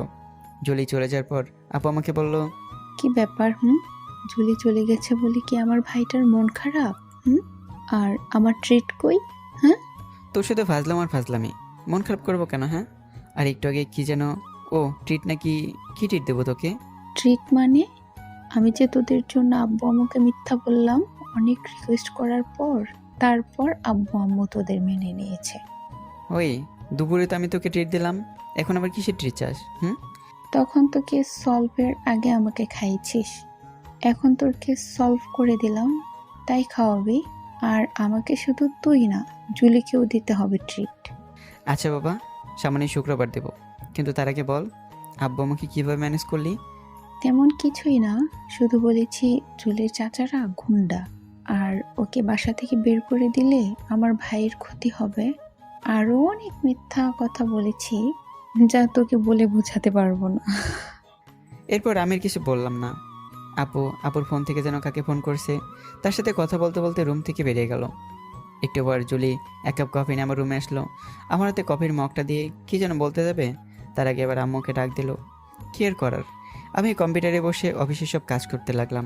এরপর রাত 10টা 30-এর দিকে আপু যাওয়ার জন্য ডাক দিল। একটু পর আমি আবার টেবিলে গিয়ে দেখি সবাই আমার জন্য অপেক্ষা করছে। আজ আমার পছন্দের খাবার রান্না হয়েছে। আমি তাড়াতাড়ি হাত দিয়ে খেতে বসলাম। যে এক লোক মা মুখে নিয়েছি সে আমার কি বমি চলে আসলো। এবার আম্মুকে উদ্দেশ্য করে বললাম, কি রান্না করেছে আম্মু? নুন হয়নি, ঝাল হয়নি, কে রান্না করেছে এটা? তোর বউ জুলি। কিরে, এবার কথা বলছিস না কেন? না, ভালো হয়েছে। খাবার গরম ছিল বলে টেস্ট লাগছিল না, এখন ঠিক আছে। আমার কথা শুনে আব্বু আম্মু দুজনেই হাসছে। এবার আমি আর কিছু বললাম না, মনে মনে ভাবতে লাগলাম হয়তো জুলি আমার কথায় কষ্ট পেয়েছে। তারপর রাতের খাবার খেয়ে রুমে এসে কানে হেডফোন লাগিয়ে গান শুনতে লাগলাম। জুলি যে কখন রুমে আসছে খেয়ালই করিনি।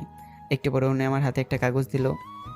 আমি জানি রান্না ভালো হয়নি, আজ আমি প্রথম রান্না করলাম, এরপর থেকে আরও ভালো করার চেষ্টা করব। কিন্তু একটা কথা তখন বলতে চাচ্ছিলাম, আপনি কখনো রিলেশন করেছেন কিংবা আপনার কাউকে ভালো লাগে নাকি?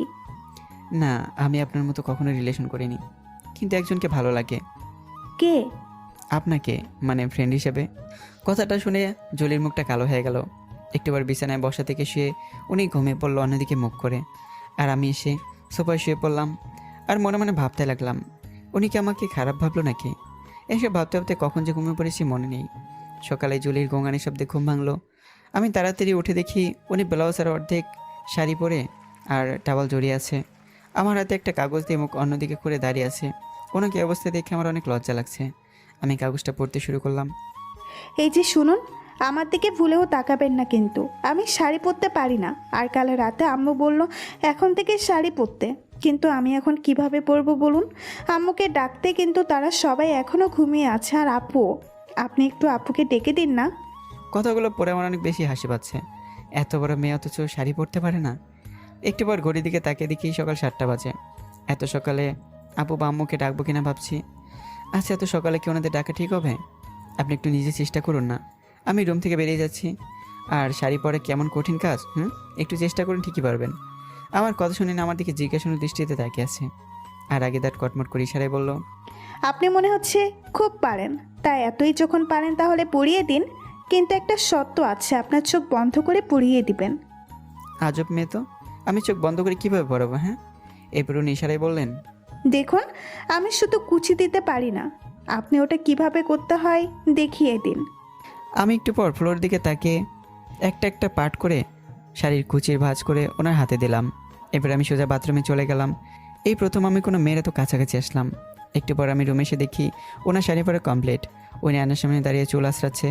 ভেজা চুল অনেক সুন্দর লাগছে ওনাকে। তারপর ফ্যানের বাতাসে জুলির চুল থেকে একটা মিষ্টি গন্ধ আসছে, যা আমাকে আরও বেশি আকৃষ্ট করে তুলেছে। আমি এভাবে তাকিয়ে আছি বলে জুলি কিছুটা বিরক্তকর মাখা মুখ নিয়ে রুম থেকে বেরিয়ে গেল। উনি বেরিয়ে যাওয়ার পর আমার নিজের কাছে অনেক খারাপ লাগতে লাগলো। কেন যে আমি ওনার দিকে এভাবে তাকিয়ে থাকতে গেলাম? হয়তো উনি আমাকে খারাপ ভাবলো। না, এবার থেকে আমি আর এভাবে তাকিয়ে থাকবো না। উনি হয়তো আমাকে ফ্রেন্ডই ভাবে। আমি বারবার ওনাকে এই নিয়ে একটু বেশি ভাবছি। আমি আর কিছু না ভেবেই একটু পর গোসল শেষ করে রেডি হয়ে অফিসের দিকে যাব। ঠিক তখনই জুলি দরজার সামনে এসে দাঁড়ালো। ওনার হাতে পরোটা আর ডিম ভাজি। তাহলে উনি আমার জন্য নাস্তা বানাতে গিয়েছিল। এরপর উনি আমার হাতে একটা প্লেট দিয়ে বলল, খেয়ে নিন, আর এবার থেকে না খেয়ে অফিসে যাবেন না। আচ্ছা, আমি যে প্রতিদিন না খেয়ে অফিসে যাই সেটা আপনাকে কে বললো? আম্মু না আপু, সত্যি করে বলুন তো কে? আম্মু? আপনি খেয়েছেন সকালে? জুলি মাথা নেড়ে না উত্তর দিলেন। কেন? এখন খেয়ে নিন। এখন না, সবাই ঘুম থেকে উঠুক তারপর। বুঝলাম। আচ্ছা জুলি, আপনি কি বাসায় এইভাবেই ইশারায় কথা বলতেন, না খাতায় লিখে? উনি মাথা নেড়ে বলল, দুইভাবেই। আরও আমাকে ঘড়ির দিকে তাকাতে বলল। আমি ঘড়ির দিকে তাকিয়ে দেখি 9টা বাজে। আর মাত্র 30 মিনিটের মধ্যে অফিসে যেতে হবে। আমি তাড়াতাড়ি হাত ধুয়ে বেরিয়ে পড়লাম। সিঁড়ি থেকে নেমে গাড়িতে যখন উঠতে যাব, ঠিক তখনই উনি তাড়াতাড়ি সিঁড়ি থেকে নেমে আমার হাতে একটা বক্স দিল আর সাথে একটা কাগজ দিল। আমি কাগজটা খুললাম। দুপুরের খাবার এই টিফিন বক্সে আছে, সময় করে খেয়ে নেবেন আর সাবধানে যাবেন। বাই। আপনি এতটুকু সময়ের মধ্যে রান্না কিভাবে করলেন? পরে এক সময় বলল, এখন আপনার দেরি হয়ে যাচ্ছে অফিসে, এখন যান তাড়াতাড়ি, আসবেন। বাই। এবার আমি কোনো কথা না বলে সোজা অফিসের দিকে রওনা দিলাম। এবার আমি অফিসে এসে অফিসের কাজ করতে থাকলাম, কিন্তু মন পড়ে আছে জলির কাছে। এখন বুঝলাম ভালো লাগাটা কী জিনিস। এরপর এইসব চিন্তা মাথা থেকে বের করে দিয়ে কাজে মন দিলাম। এরপর কাজ শেষ করে লাঞ্চ টাইমে জুলির দেওয়ার টিফিন বক্সটা খুলে দেখি আমার পছন্দের আইটেম। আমি তাড়াতাড়ি হাত দিয়ে খাবারটা যখনই মুখে দেব, তখনই জুলির কথা আবারও মনে পড়লো। উনি খেয়েছে কি না। আব্বুকে একটা কল দিই। আব্বুকে কল দেওয়ার সাথে সাথে আপু ফোনটা ধরলো। হ্যালো আপু। বল, কি হয়েছে? তেমন কিছুই না, আসলে জলি কি করছে, ও কি দুপুরে খেয়েছে? বাবা, তুই তো দেখি ওকে নিয়ে খুব ভাবছিস। ওকে তুই ভালোবেসে ফেলেছিস আমি জানি, কিন্তু এইভাবে মনের কথা লুকিয়ে না রেখে সামনে গিয়ে বলে দে। তোর শুধু আমার সাথে ফাজলামো করা ছাড়া কোনো কাজ নাই, তাই না? ও কি খেয়েছে নাকি শুধু সেটা বল। খেয়েছে। প্রথমে নানা করছিল, কিন্তু বলছিল তুই আসলে তারপর খাবে। আব্বু আম্মু রাগ করবে দেখে খেয়ে নিয়েছে। আচ্ছা ঠিক আছে, এখন ফোন রাখ আর আমি তাড়াতাড়ি আসছি। তা তো বটেই, এখন তুমি জুলি আছে, এখন তো তাড়াতাড়ি বাসা আসবাই। আর আগে তো রাত 12টা বাজলেও তোর খবর থাকতো না। আজে বাজে কত কম বল, ফোন রাখ। এইটুকু বলে ফোনটা কেটে দিলাম। তারপর দুপুরের খাবারটা খেয়ে একটু রেস্ট নিয়ে আবার কাজে মন দিলাম। রাত 8টার দিকে অফিস শেষ হলো। আমি বাসার উদ্দেশ্যে বেরিয়ে পড়লাম। ড্রাইভ করছি আর ভাবছি এই কয়েকদিনে জলির প্রতি আমি অনেকটা দুর্বল হয়ে পড়েছি। একটু পরে জ্যামে আটকে গেলাম। পাশ দিয়ে একটা হকার ছেলে কাঠগোলাপ ফুলের ডিজাইন করা একটা প্লাস্টিকের খোপার কাটা ক্লিপ নিয়ে যাচ্ছিল। ওনার কাছ থেকে কিছু ক্লিপ আর খোপার কাটা নিয়ে ওইগুলো মূল্য পরিশোধ করে আবার ড্রাইভ করা শুরু করলাম। আর এদিকে পাশের ফ্ল্যাট থেকে আন্টি ভাবিরা জুলিকে বাসায় দেখতে আসছে। একটু পর জুলি সবার জন্য চা বানাতে চলে গেল। এরপর একে একে সমালোচনা শুরু করে দিল। তা সুমনের আম্মা বউ তো লাখে একটা, মাশাআল্লাহ চেহারা, কিন্তু ভদ্রতা কি জানে না নাকি? আমাদের হাত দেখিয়ে সালাম দিল, মুখে একবারও বলল না। দেখেছেন আম্মু, আপনি এত করে এতগুলো প্রশ্ন করলেন, নাম কি, কিসে পড়ো, অথচ বোবার মতো দাঁড়িয়ে আছে। আন্টি, সুমনের বউ কি বোবা? বাবা, আর ওর নাম সালমা আক্তার জুলি। এবার অনার্সে ভর্তি হবে, কিন্তু অনেক লক্ষ্মী একটা মেয়ে। এরপর সবাই অট্টহাসিতে মেতে উঠলো আর জুলিকে উদ্দেশ্য করে বিভিন্ন বিবৃতিকরমূলক কথা বলছে। তাহলে সুমন একটা বোবা মেয়েকে বিয়ে করলো, সমাজে মুখ দেখাবেন কিভাবে? আপনারা বা মানলেন কিভাবে? বউ হিসেবে পরিচয় দিতে পারবেন তো? এভাবে বলছো কেন বৌমা? আর পরিচয়ের কথা বললে না, তোমরা না পারলেও আমাদের বউকে ঠিকই আমরা পরিচয় দিতে পারবো। এরই মধ্যে জুলি সবার জন্য চা বানিয়ে আনলো। এক এক করে সবার হাতে চা দিতে লাগলো আর সবাই চাটা ফিরিয়ে দিল। আর একজন বলল, এই বোবা মেয়ের হাতের চা খাওয়ার থেকে না খাওয়া ভালো। সুমনের আম্মা, আসি গো। কথাটা শুনে জুলি চোখ দিয়ে পানি পড়ে গেল। কোনো মতে চায়ের কাপগুলো টি টেবিলের উপর রেখে সোজা এসেই দরজা বন্ধ করে দিয়ে কান্না করতে লাগলো। রাত 9টার দিকে আমি বাসায় এসে কলিং বেল বাজাতেই আপু এসে দরজা খুলে দিল। কিন্তু আপুর মুখটা কেমন জানি কালো হয়ে আছে। আমি ভাবলাম হয়তো দুলাবের সাথে ঝগড়া করেছে। আমি সেদিকে কান্না দিয়ে রুমে চলে আসলাম, কিন্তু এসে দেখি দরজা দেয়া। আমি একটু ধাক্কা দেওয়ায় দরজা খুলে গেল। দেখি উনি বিছানায় শুয়ে আছে। আমি ওনাকে ডাকতে গেলাম, কিন্তু তার আগে উনি আমার দিকে একটা কাগজ ছুঁড়ে দিল। কাগজটিতে লেখা ছিল, দেখুন, আমার এখন একটুও ভালো লাগছে না। আমি কারোর সাথে এমন কথা বলতে পারবো না, আর রাতে খেতেও পারবো না। আমাকে মাফ করে দিন আর আমাকে একটু একা থাকতে দিন। জুলির এমন ব্যবহারে সত্যি আমার খুব খারাপ লাগছে। আমার মনে একটু সন্দেহ হচ্ছে ওকে কেউ কিছু আবার বলেনি তো। আমি সোজা আপুর রুমে চলে গেলাম। আপু, জুলি কি হয়েছে রে? দেখলাম মন খারাপ। কি হয়েছে আমাকে একটু খুলে বলতো। এবার আপু আমাকে সব খুলে বললো। কথাগুলো শুনে আমার মেজাজটা পুরো খারাপ হয়ে গেছে। আচ্ছা, ওকে যখন এত কিছু বলছিল, তোরা কি বাবা হয়ে গেছিলি নাকি? ভাই আমার বলছে, কিন্তু ঠেস মারো লোকের অভাব তো আর নেই। তুই একটু ওর কাছে যা, মেয়েটা আজ অনেক কষ্ট পেয়েছে। এরপর আমি আবার রুমে চলে আসলাম। অনেক রকম চেষ্টা করে জুলির সাথে কথা বলতে পারলাম না। এক পর্যায়ে না খেয়ে ঘুমিয়ে পড়লাম, কিন্তু কিছুতেই ঘুম আসছে না। বারবার ওর কষ্টমাখা মুখ চোখের সামনে বেশি উঠছে। এসে ভাবতে ভাবতে কখন যে ঘুমিয়ে পড়েছিলাম মনে নেই। পরদিন সকালে অ্যালার্মের শব্দে ঘুমটা ভেঙে গেল, কিন্তু আজ উঠে দেখি উনি এখনও উঠিনি। আমি আর ডাক দিলাম না। অফিসে দেরি হয়ে যাচ্ছে, তাই ওর জন্য একটা চিঠি ওর মাথার পাশে রেখে আমি অফিসে চলে গেলাম। এরপর অফিসে এসে একটু কাজ করে আবার সব কাজ বন্ধ করে দিলাম। জুলির জন্য অনেক খারাপ লাগছে। আমাদের সমাজ এতটা নোংরা, কী আর বলবো। শুধু চেহারাই বোঝে, একটা মেয়ের মন বোঝে না। একটু পর ভাবলাম জুলি যদি কথা বলতে পারতো তাহলে অনেক ভালো লাগতো। কিন্তু এমন কোনো ডাক্তার আছে কি যে বউ মানুষকে ঠিক করে দিতে পারবে? এসব ভাবতে ভাবতে দেখি আম্মুর ফোন। আমি সাথে সাথে ফোনটা রিসিভ করলাম। ওই পাশ থেকে আম্মু বলল, হ্যালো সুমন, কোথায় রে তুই এখন? বাসা আসতে কি দেরি হবে তো? হ্যাঁ আম্মু, একটু দেরি হবে। কিন্তু কেন? দেখ না বাবা, কাল রাত থেকে মেয়েটা না খেয়ে বসে আছে, তুই একটু বোঝালে হয়তো খাবে। না আম্মু, কাউকে কিচ্ছু করা লাগবে না, ও নিজেই উঠে খাবে আজকে। তুই এতটা শিওর হয়ে কীভাবে বলছিস? না আম্মু, আমার মন বলছে ও আর একটু পরে উঠবে, সবার সামনে আসবে আর ও খাবারও খাবে। এখন আমি রাখছি, আর যদি না খায় আমি বাসায় এসে দেখছি। এই বলে আমি ফোনটা কেটে দিলাম। আর এদিকে জুলি ঘুম থেকে উঠে দেখলো দুপুরে 1টা বেজে গেছে। আর এদিকে পেটের মধ্যে ইঁদুরও দৌড়াচ্ছে। হঠাৎই কাল রাতের কথা মনে পড়লো জুলির। সুমনকেও রুমে দেখছি না। কাল রাতে আমার ব্যবহারে মনে হয় উনি অনেক কষ্ট পেয়েছেন। না, এরকম করা ঠিক হলো না। কাল রাতে উনি আমার সাথে অনেক কথা বলার চেষ্টা করেছিল, কিন্তু আমি বারবার ওনাকে ফিরিয়ে দিচ্ছি। এখন নিজের কাছেই অনেক খারাপ লাগছে। আজ রাতেই ওনাকে সরি বলতে হবে। এই বলে বিছানা থেকে উঠতে যাবে, ঠিক তখনই খাটের পাশে রাখা টেবিলের উপর নজর গেল জুলির। ওখানে কিছু কাঠ গোলাপ ফুলের ডিজাইনের প্লাস্টিকের খোপার কাটা ক্লিপ রাখা, আর পাশে একটা চিরকুট।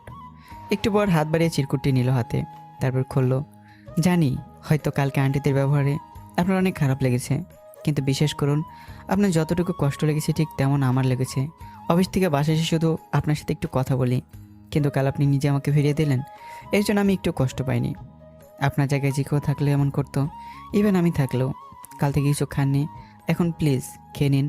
আর আপনার জন্য টেবিলে কিছু কাঠগোলাপ ফুলের খোপার কাটা ক্লিপ আছে। খোলা চুলে এগুলো পরলে আপনাকে আরও সুন্দর দেখাবে।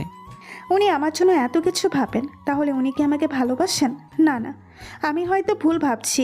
আর উনি তো সেই দিন আমাকে বললো যে উনি শুধু আমাকে ফ্রেন্ড ভাবেন। একটু পর জুলি উঠে গোসল শেষ করে আমার কথা মতো সাজুগুজু করলো। তারপর রুম থেকে বেরিয়ে রান্নাঘরে চলে গেল। গিয়ে দেখে আম্মু সবজি কাটছে। ওনাকে দেখে আম্মু সবজি কাটা বাদ দিয়ে বলল, বাহ, আমার বউটাকে তো অসম্ভব সুন্দর লাগছে। আম্মুর কথা শুনে জুলির মুখ লজ্জায় লাল হয়ে গেল। একটু পর উনি ইশারায় বলল, আম্মু, আমি সবজিগুলো কেটে দেই। এই একদম না, কাল রাতে তুমি কিছু খাওনি। এভাবে না খেয়ে থাকলে শরীর খারাপ হবে। চুপচাপ এখানে গিয়ে বসো, আমি খাবার বেড়ে আনছি। এরপরে জুলি কোনো কথা না বলে টেবিলে থেকে একটা চেয়ার টেনে বসলো। একটু পর আম্মু ভাতের প্লেট এনে জুলিকে খাইয়ে দিল। এরপর আম্মুকে ইশারায় বলল। সুমন খেয়েছে কিনা? 2-3 বার ইশারা করে বলার পর আম্মু বুঝলো। তারপর বলল, ওর কথা বাদ দাও তো। ওর কি ঠিক আছে নাকি কোনো কিছু? কাল রাত থেকে না খেয়ে আছে। সকালে এত করে বললাম খেয়ে যেতে, কিন্তু রাগ করে চলে গেল। এরপর জুলি অর্ধেক খেয়ে সোজা রুমে চলে আসলো। তারপর একটা কাগজ নিয়ে রান্না করে গেল। ওকে দেখে আম্মু বলল, কি ব্যাপার আম্মু, এইভাবে অর্ধেক খেয়ে দৌড় মারলে কেন?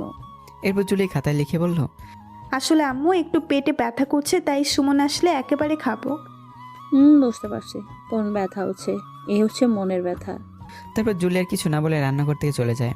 আর মনে মনে অনুতপ্ত হতে থাকলো। এরপর সবাই বাসায় একে একে দুপুরের খাবার খেয়ে নিল, কিন্তু জুলি বারান্দায় বসে আমার জন্য অপেক্ষা করছে। আবার রুমে গিয়ে এপাশ ওপাশ থেকে পায়চারি করে বেড়াচ্ছে। এইভাবে সন্ধ্যে 7টা বেজে গেল। ঠিক তখনই কলিং বেলে চাপ। জুলি এসে দরজা খুলে দিল, কিন্তু দরজা খোলার পর যা দেখলো তার জন্য সে মোটেও প্রস্তুত ছিল না। কারণ কালকে যারা জুলিকে অপমান করেছে তারা আজকেও এসেছে। জুলি ওনাদের ইশারায় ভিতরে আসতে বলে, আপনার বৌমাকে আরেকটু দেখতে ইচ্ছে হলো, তাই চলে আসলাম। আর একটু গল্প করতেও ইচ্ছে হচ্ছে, তাই। ওনাদের দেখে আম্মুর মেজাজ খারাপ হয়ে গেল। তারপর আম্মু শুনে শুনে বলল, কেন গো, কাল তো অনেক কথা বললে, আবার আজকে ওকে দেখতে ইচ্ছে হচ্ছে কেন? এরপর ভাবি কি যেন বলতে যাবে, ঠিক তখনই আমি কলিং বেল চাপ দিলাম। এবার জুলি বুঝলো যে এটা আমি। এরপর জুলি দৌড়ে গিয়ে দরজা খুললো। ঠিক তখনই আন্টি বলল, বাবা, বোবা হলে কি হয়েছে? সাজুগুজু আছে আবার। সাজুগুজু তো করবেই, যতই হোক সুমনের বোবা বউ সুমনের জন্য তো সাজবেই। এটি শুনে আমার মেজাজ খারাপ হয়ে গেল। আমি তাড়াতাড়ি করে বাসায় রুমে গেলাম। তারপর বললাম, আচ্ছা আন্টি, আপনি যে প্রতিদিন আমার বাসায় এসে আমার বউকে বাবা বলছেন, আবার আমার বউ সম্পর্কে আলোচনাও করছেন। আচ্ছা, আমার মা বাবা আমার বউকে পরিচয় করে দিতে পারছে না, কিন্তু আপনারা তো খুব পারছেন আপনার ছেলের বউকে পরিচয় করে দিতে, তাই না? মানে কি বলতে চাচ্ছ তুমি? আমি যেটা বলছি সেটা আপনি ঠিকই বুঝতে পারছেন। আপনার ছেলে তো খুব ভালো, তাই না? এত ভালো যে অনেক মেয়ের জীবন নষ্ট করেছে। একবার এমনভাবে ফেসেছে যে আর উঠতেই পারলো না। সুমন, কি বলতে চাচ্ছ তুমি? বলতে চাচ্ছি যে আপনার ওই স্বামী একটা লম্পট। সুমন, মুখ সামলে কথা বলবে কিন্তু। তাই নাকি? তাহলে আপনি আপনার বর্তমান স্বামী নামে 1 বছর আগে থানায় রিপোর্ট করেছিলেন কেন? কারণ আপনার স্বামী আপনাকে ভোগ করে ছেড়ে দিয়েছিল। আর পরিশেষে যখন সবাই জেনে যাবে সেই ভয়ে তখন বিয়ে করে নিলেন। আর 1 মাস পর বলেন বাবু হবে। আসলে কি এই পিছিটা বৈধ না অবৈধ? এ কি শুনছি ভাবি, সব কি সত্যি নাকি? এবার সবাই নিশ্চুপ। আরে আম্মু, ওদের কাছে কি শুনবে?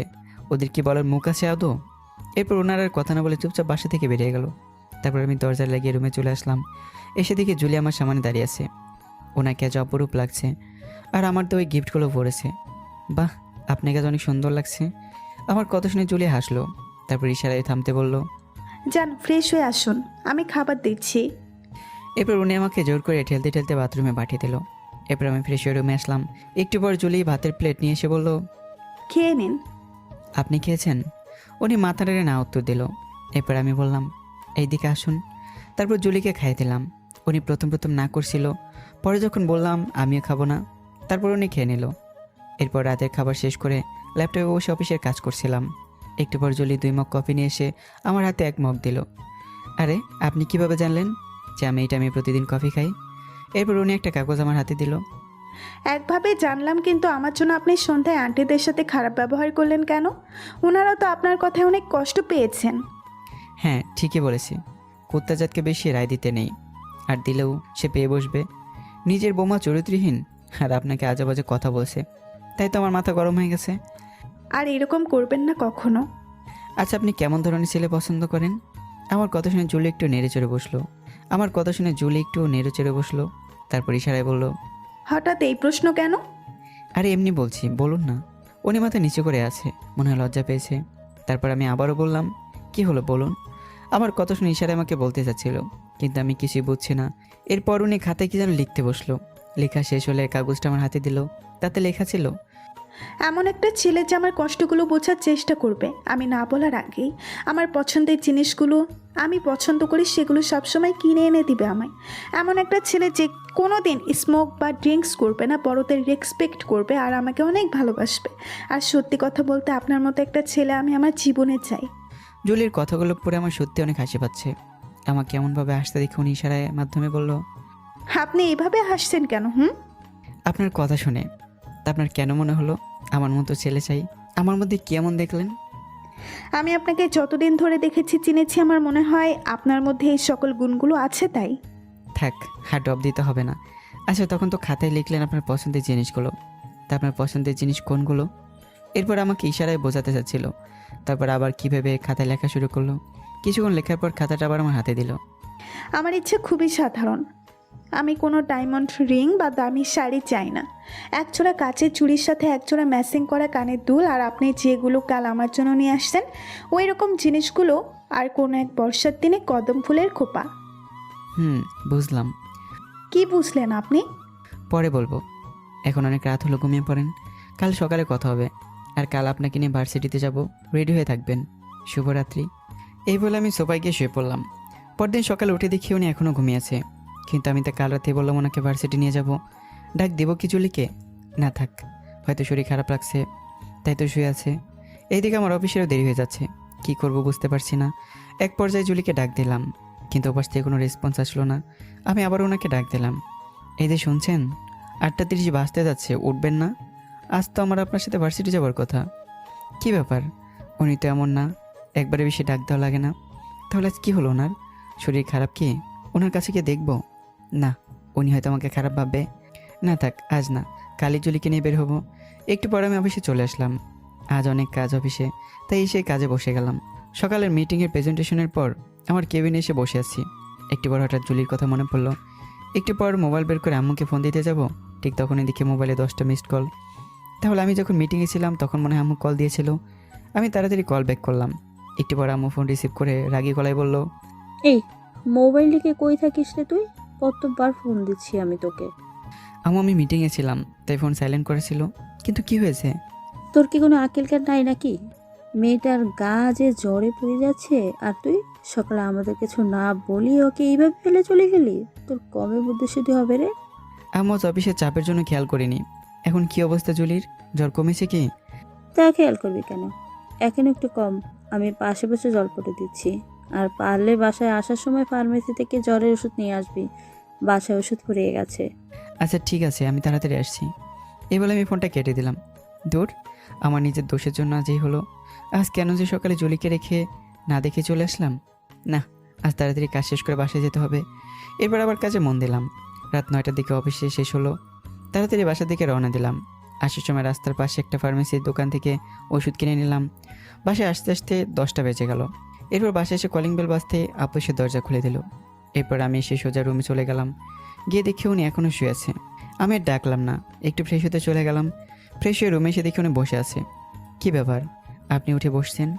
আপনার তো শরীর খারাপ, যান শুয়ে থাকুন। ভালো লাগছে না। আর আপনি কখন আসলেন? এই তো একটু আগেই। কিন্তু আপনার শরীরের কী অবস্থা আর জ্বরটা কিভাবে বাঁধালেন? একটু ভালো। খেয়েছেন আপনি? না খাইনি, কিন্তু কেন বলেন তো? তেমন কিছুই না, খেয়ে আসুন তারপর বলছি। এবার আমি কিছু বলতে যাব তার আগেই উনি হাত দিয়ে আমাকে থামতে বলল আর গিয়ে খেয়ে আসতে বলল। কেয়ার করা আমি বাধ্য ছেলের মতো খেতে চলে গেলাম। একটু পর খাওয়া শেষ করে রুমে আসলাম। আসার পর উনি আমার হাতে একটা কাগজ ধরিয়ে দিল। আসলে গতকাল একটু দেরি করে গোসল করেছিলাম তাই, কিন্তু আপনার বাসায় আসতে আজ এত দেরি হলো কেন? আজ কি কাজ ছিল অনেক? ঠিকই ধরেছেন, আজ অফিস অনেক কাজ ছিল, তাই আসতে একটু দেরি হলো। আর এবার থেকে হান টাইমে গোসল করবে না। জুলি কথায় মাথা নেড়ে বলল। এর মধ্যে দেখি আম্মু খাবার নিয়ে রুমে আসলো।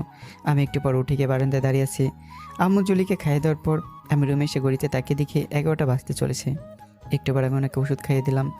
আজ আমার শরীরটা ভালো না, তাই আমি গিয়ে সোফায় শুয়ে পড়লাম। মুহূর্তের মধ্যে চোখে ঘুম চলে আসলো, কিন্তু মাঝরাতে গোঙানি শব্দে ঘুমটা ভেঙে গেল। বাইরে প্রচুর বৃষ্টি হচ্ছে। আমি তাড়াতাড়ি রুমে উঠে রুমের লাইটটা জ্বালিয়ে দেখি জুলি শীতে কাঁপছে আর ওনার শরীর থেকে চাদরটা সরে গেছে। আমি কাছে গিয়ে চাদরটা নিয়ে ওনার শরীরটা জড়িয়ে দিলাম, কিন্তু একটু পর উনি আমার হাত শক্ত করে চাদরের সাথে চেপে ধরলো আর বারবার গোঙানির আওয়াজ ওনার মুখ থেকে বের হচ্ছে। আমি অনেক ছাড়ানোর চেষ্টা করলাম, কিন্তু উনি চাদরের সাথে আমার হাত শক্ত করে চেপে ধরে আছে। এই অবস্থায় ওনাকে ফেলে রেখে সবাই কি শোয়াটা ঠিক হবে না, তাই বাধ্য হয়ে ফ্লোরে বসেই খাটের উপরে মাথা রেখে শুয়ে পড়লাম। পরদিন সকালে ঘুম ভাঙলে দেখলাম জুলি এখন আমার হাত চেপে ধরে আছে। আমি ওনার কপালে হাত দিয়ে দেখলাম এখন জ্বর নেই একদম। আমার হাতে ছোঁয়া পেয়ে জুলি চোখ মেলে তাকায়। এখন কেমন বোধ করছেন? উনি উঠে বসে ইশারায় বলল, আগের থেকে অনেক ভালো। এখন তো জ্বর নেই একদম। আর যখন ভালো বোধ করছেন তো আজকে ভার্সিটি যেতে পারবেন? ভার্সিটি গিয়ে ভর্তি সব কাজটা সেরে আসলে ভালো হতো। উনি ইশারায় বলল যেতে পারবে। তো গিয়ে ফ্রেশ হয়ে এসে রেডি হয়ে নিন। ইশারায় আচ্ছা বলে ফ্রেশ হতে চলে গেল। কিছুক্ষণ পর উনি ওয়াশরুম থেকে বের হলে আমি ওনাকে রেডি হতে বলি। আমি ওয়াশরুমে গিয়ে ফ্রেশ হয়ে এসে রেডি হয়ে নিলাম। তারপর দরকারি সব কাগজপত্রগুলো নিয়ে 8টায় আমরা বাসা থেকে গাড়ি নিয়ে বের হলাম ভার্সিটি যাবার জন্য। আমাদের বাসা থেকে ভার্সিটি বেশি দূরে না, এই গাড়ি করে যেতে 30 মিনিট লাগে। আমি গাড়ি ড্রাইভ করছি আর উনি চুপচাপ বসে আছেন, কেউ কোনো কথা বলছি না। মাঝ রাস্তায় আসতেই জুলি আমার হাতে খোঁচা দিয়ে ইশারা করে বলল পানি খাবে। আমি গাড়ি সাইডে রেখে একটা দোকানে গেলাম পানির বোতল কিনতে। জুলিও গাড়ি থেকে নেমে দাঁড়ালো আর উনি গাড়ি থেকে নামতেই ওনার সামনে একটা বাইক এসে দাঁড়ালো। বাইকে বসে ব্যক্তিটি বলল, কিরে, বিয়ের আসর থেকে পালিয়ে নতুন বিয়ে করে দেখছি বেশ ভালোই আছিস। জুলি চুপচাপ দাঁড়িয়ে কথাগুলো শুনেই যাচ্ছে। আমি পানির বোতল নিয়ে এসে গাড়ির কাছে আসতে দেখলাম ওই ব্যক্তিটা জুলিকে কী সব বলতেছে। আমি জুলির পাশে গিয়ে দাঁড়াতেই আমাকে উদ্দেশ্য করে বলতে লাগলো, কিরে, আমার হবু বউয়ের নতুন জামাই, খুব ভালোই তো আনন্দে আছিস। এখন ভালোই ভালোই আমার হবু বউকে আমার হাতে দিয়ে দে। আমি জুলির দিকে তাকালে ইশারায় বলল যে ওনার সাথে ওর বিয়ের কথা ছিল, যেই বিয়ের আসর থেকে পালিয়েছিল। আমি লোকটার উদ্দেশ্য করে বললাম, দেখুন ও আপনাকে বিয়ে করতে চায় না, জোর করে বিয়ে করে কি সুখী হতে পারবেন? এই বেটা, আমি সুখী হব কিনা সেটা তোর দেখতে হবে না, ওকে আমি নিয়ে যাচ্ছি। উনি বাইক থেকে নেমে এসে জুলির ডান হাত ধরে টেনে বাইকের দিকে নিয়ে যেতে লাগলো। এমন আর পথ আটকে মারলাম এক ঘুষি। উনি হালকা বসে পড়ায় ঘুষিটা পাশে থাকা ল্যাম্পপোস্টে গিয়ে লাগলো। তখন আমি ওনার শার্টের কলার ধরে জুলির হাত থেকে ওনার হাত ছাড়িয়ে আবার দিলাম এক ঘুষি। ঘুষি খেয়ে বেচারার নাক দিয়ে রক্ত বেরোতে লাগলো। তখন উনি নিজের হাত দিয়ে নাক চেপে ধরে বসে পড়লো। একটু পর উঠে দাঁড়িয়ে আমার দিকে তেড়ে আসতে লাগলো। তখন পাশে তাকাতে দেখি একটা কাঠের টুকরো পড়ে আছে, ওটা হাতে নিলাম। আমার কাছে আসতেই ওর পায়ের মধ্যে দিলাম কয়েকটা বাড়ি খেয়ে রাস্তার মধ্যে গড়াগড়ি খাচ্ছে। একটু পর কোনোরকমভাবে উঠে দাঁড়িয়ে বাইকের দিকে এগিয়ে গিয়ে বাইকে উঠে চলে যাবে, কিন্তু যাবার আগে বলে গেল, তোদেরকে আমি দেখে নিব। এই বলে বাইক স্টার্ট করে চলে গেল। আর এদিকে আমি মারামারি করতে গিয়ে খেয়ালই করিনি যে আমার হাত কেটে গেছে, কিন্তু কিভাবে কাটলো আমি নিজেও জানি না। তারপর হঠাৎ মনে পড়লো ওই লোকটাকে ঘুষি দিতে গিয়ে উনি সরে যাওয়াতে ঘুষিটা পাশে থাকা ল্যাম্পপোস্টে গিয়ে লেগেছিল। অনেক ব্যথাও করছে, কিন্তু জুলি একটু পর ওনার ব্যাগ থেকে টিস্যু বের করে ক্ষত জায়গাটা বারবার মুছে দিচ্ছে। আমিও সেই দিকে খেয়াল না করে ওনাকে বললাম, এইটুকু কেটে যাওয়াতে আমার কিছুই হবে না, আপনি গাড়িতে গিয়ে বসুন। কিন্তু উনি আমার কথা না শুনেই এখন আমার হাতে টিস্যু নিয়ে জায়গাটা চেপে ধরে আছে। ভালোই ব্লিডিং হচ্ছে ওখান থেকে। জুলি চলুন, এবার আমার অফিসে যাওয়া দেরি হয়ে যাচ্ছে। এরপর উনি আমার রাগী কণ্ঠ শুনে মুখ কালো করে গাড়িতে এসে বসলো। এই হলো মেয়েদের সমস্যা, কিছু বললে রাগ আর রাগ। এরপর আমি আর কিছু না ভেবে গাড়ি চালাতে থাকলাম। একটু পর বাসার সামনে এসে দাঁড়ালাম, কিন্তু এই 30 মিনিট একবারও কথা বলেনি। মুখ কালো করে জানালার দিকে তাকিয়েছিল। শুধু যাওয়ার আগে উনি আমাকে ইশারায় বলল, একবার উপরে আসুন। আমি প্রথমে না করে দিয়েছিলাম, কিন্তু উনি জিজ্ঞাসানোর দৃষ্টিতে আমার দিকে তাকিয়ে আছে। জুলির মায়াবী চোখের দিকে তাকিয়ে থাকা আমাকে বারবার ওর দিকে আকৃষ্ট করছে। বারবার মনে হয় উনি কিছু একটা বলতে চায় আমাকে। এবার আমি আর না করতে পারলাম না, কারণ সেই সময় একবার একটু রেগে কথা বলেছি মুখ কালো করে। তাই বাধ্য হয়ে ওনার সাথে উপরে আসলাম। এসে দেখি রুমের দরজা খোলা। যাক, বাঁচলাম। আর আম্মু হয়তো ছাদে গেছে। আমাকে এই অবস্থায় দেখলে অনেক তালবাহানা শুরু করে দিত। ক্লাস 6-এ থাকতে একদম সামান্য আপেল কাটতে গিয়ে একটু হাত কেটে গিয়েছিল বলে সে কি কান্নাকাটি। এরপর উনি আমার হাত ধরে রুমে নিয়ে গিয়ে ড্রয়ার থেকে স্যাভলন বের করে ভালোভাবে ব্যান্ডেজ করে দিল। এরপর আমি উঠে যেতে লাগবো, ঠিক তখন আমাকে ধাক্কা দিয়ে বসতে বললো আর ইশারায় বলতে থাকলো, খুব রাগ হয় না আপনার? সামান্য কেটে গেছে বলে এত অবহেলা করছেন কেন? এরপর হাত দিয়ে ইশারায় আমাকে বসতে বলে উনি রুম থেকে পালিয়ে গেল। কী যে হচ্ছে আমি কিছুই বুঝতে পারছি না। জুলিও কি আমাকে মনে মনে ভালোবাসে? না না, এটা আমার ভুল ধারণা। উনি তো আমাকে শুধু একজন ভালো বন্ধু ভাবে, কিন্তু ওনার চোখের ভাষা তো আমাকে বারবার ইঙ্গিত করছে যে জুলি আমাকে ভালোবাসে। এইসব ভাবতে ভাবতেই দেখি জুলি আমার জন্য 1 গ্লাস গরম দুধ নিয়ে আসলো।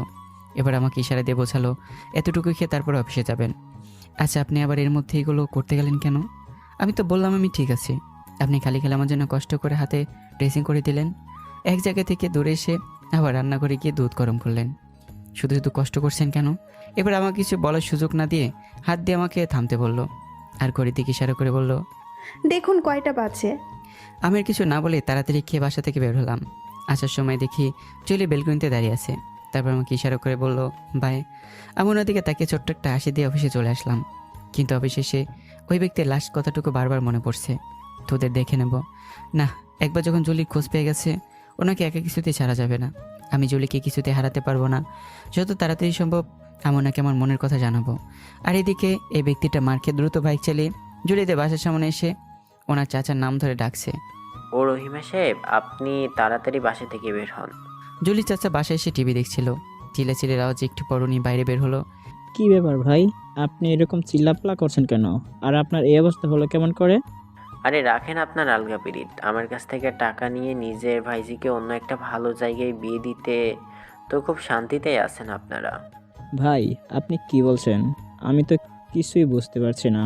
আর জুলি তো বিয়ের রাতে পালিয়েছে, আমরা বিয়ে দেব কেন? থাক, আমি আর কোনো কিছু শুনতে চাই না।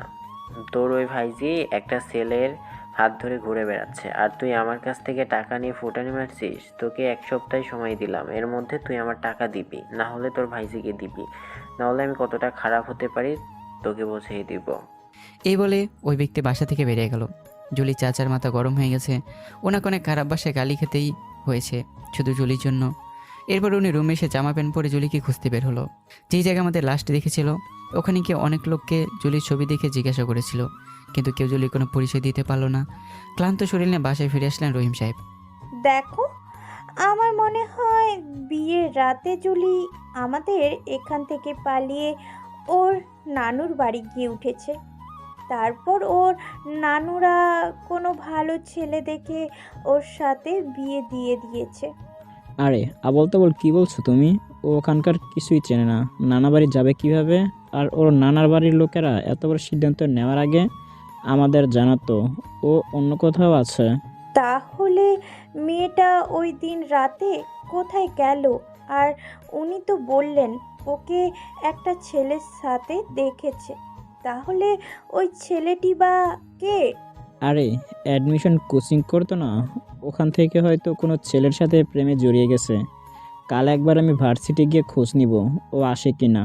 না আসলে তখন ওর নানু বাড়ি যাব, গিয়ে আসল কাহিনী বের করব। হাতে তো এখনও 6 দিন সময় আছে, এর মধ্যে কিছু একটা করতে হবে।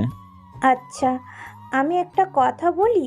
ও যখন চলে গেছে তাহলে ওর জন্য এত করে কি হবে? যে যেখানে থাকুক, আমাদের আমাদের এর মধ্যে যাওয়ার কি ঠিক হবে?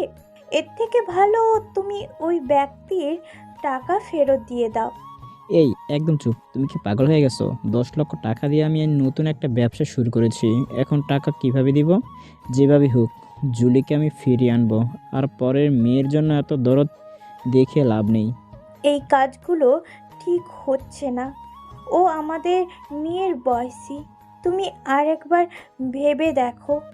এর থেকে ওর ঠিকানা জোগাড় করে ওদের মেনে নিই আমরা। দেখো, আমাকে জ্ঞান দিতে আসবে না। এমন ভাব করছো যেন ও আমাদের মেয়ে। আমি আর এখন একটা কথাও ওর সম্পর্কে শুনতে চাই না।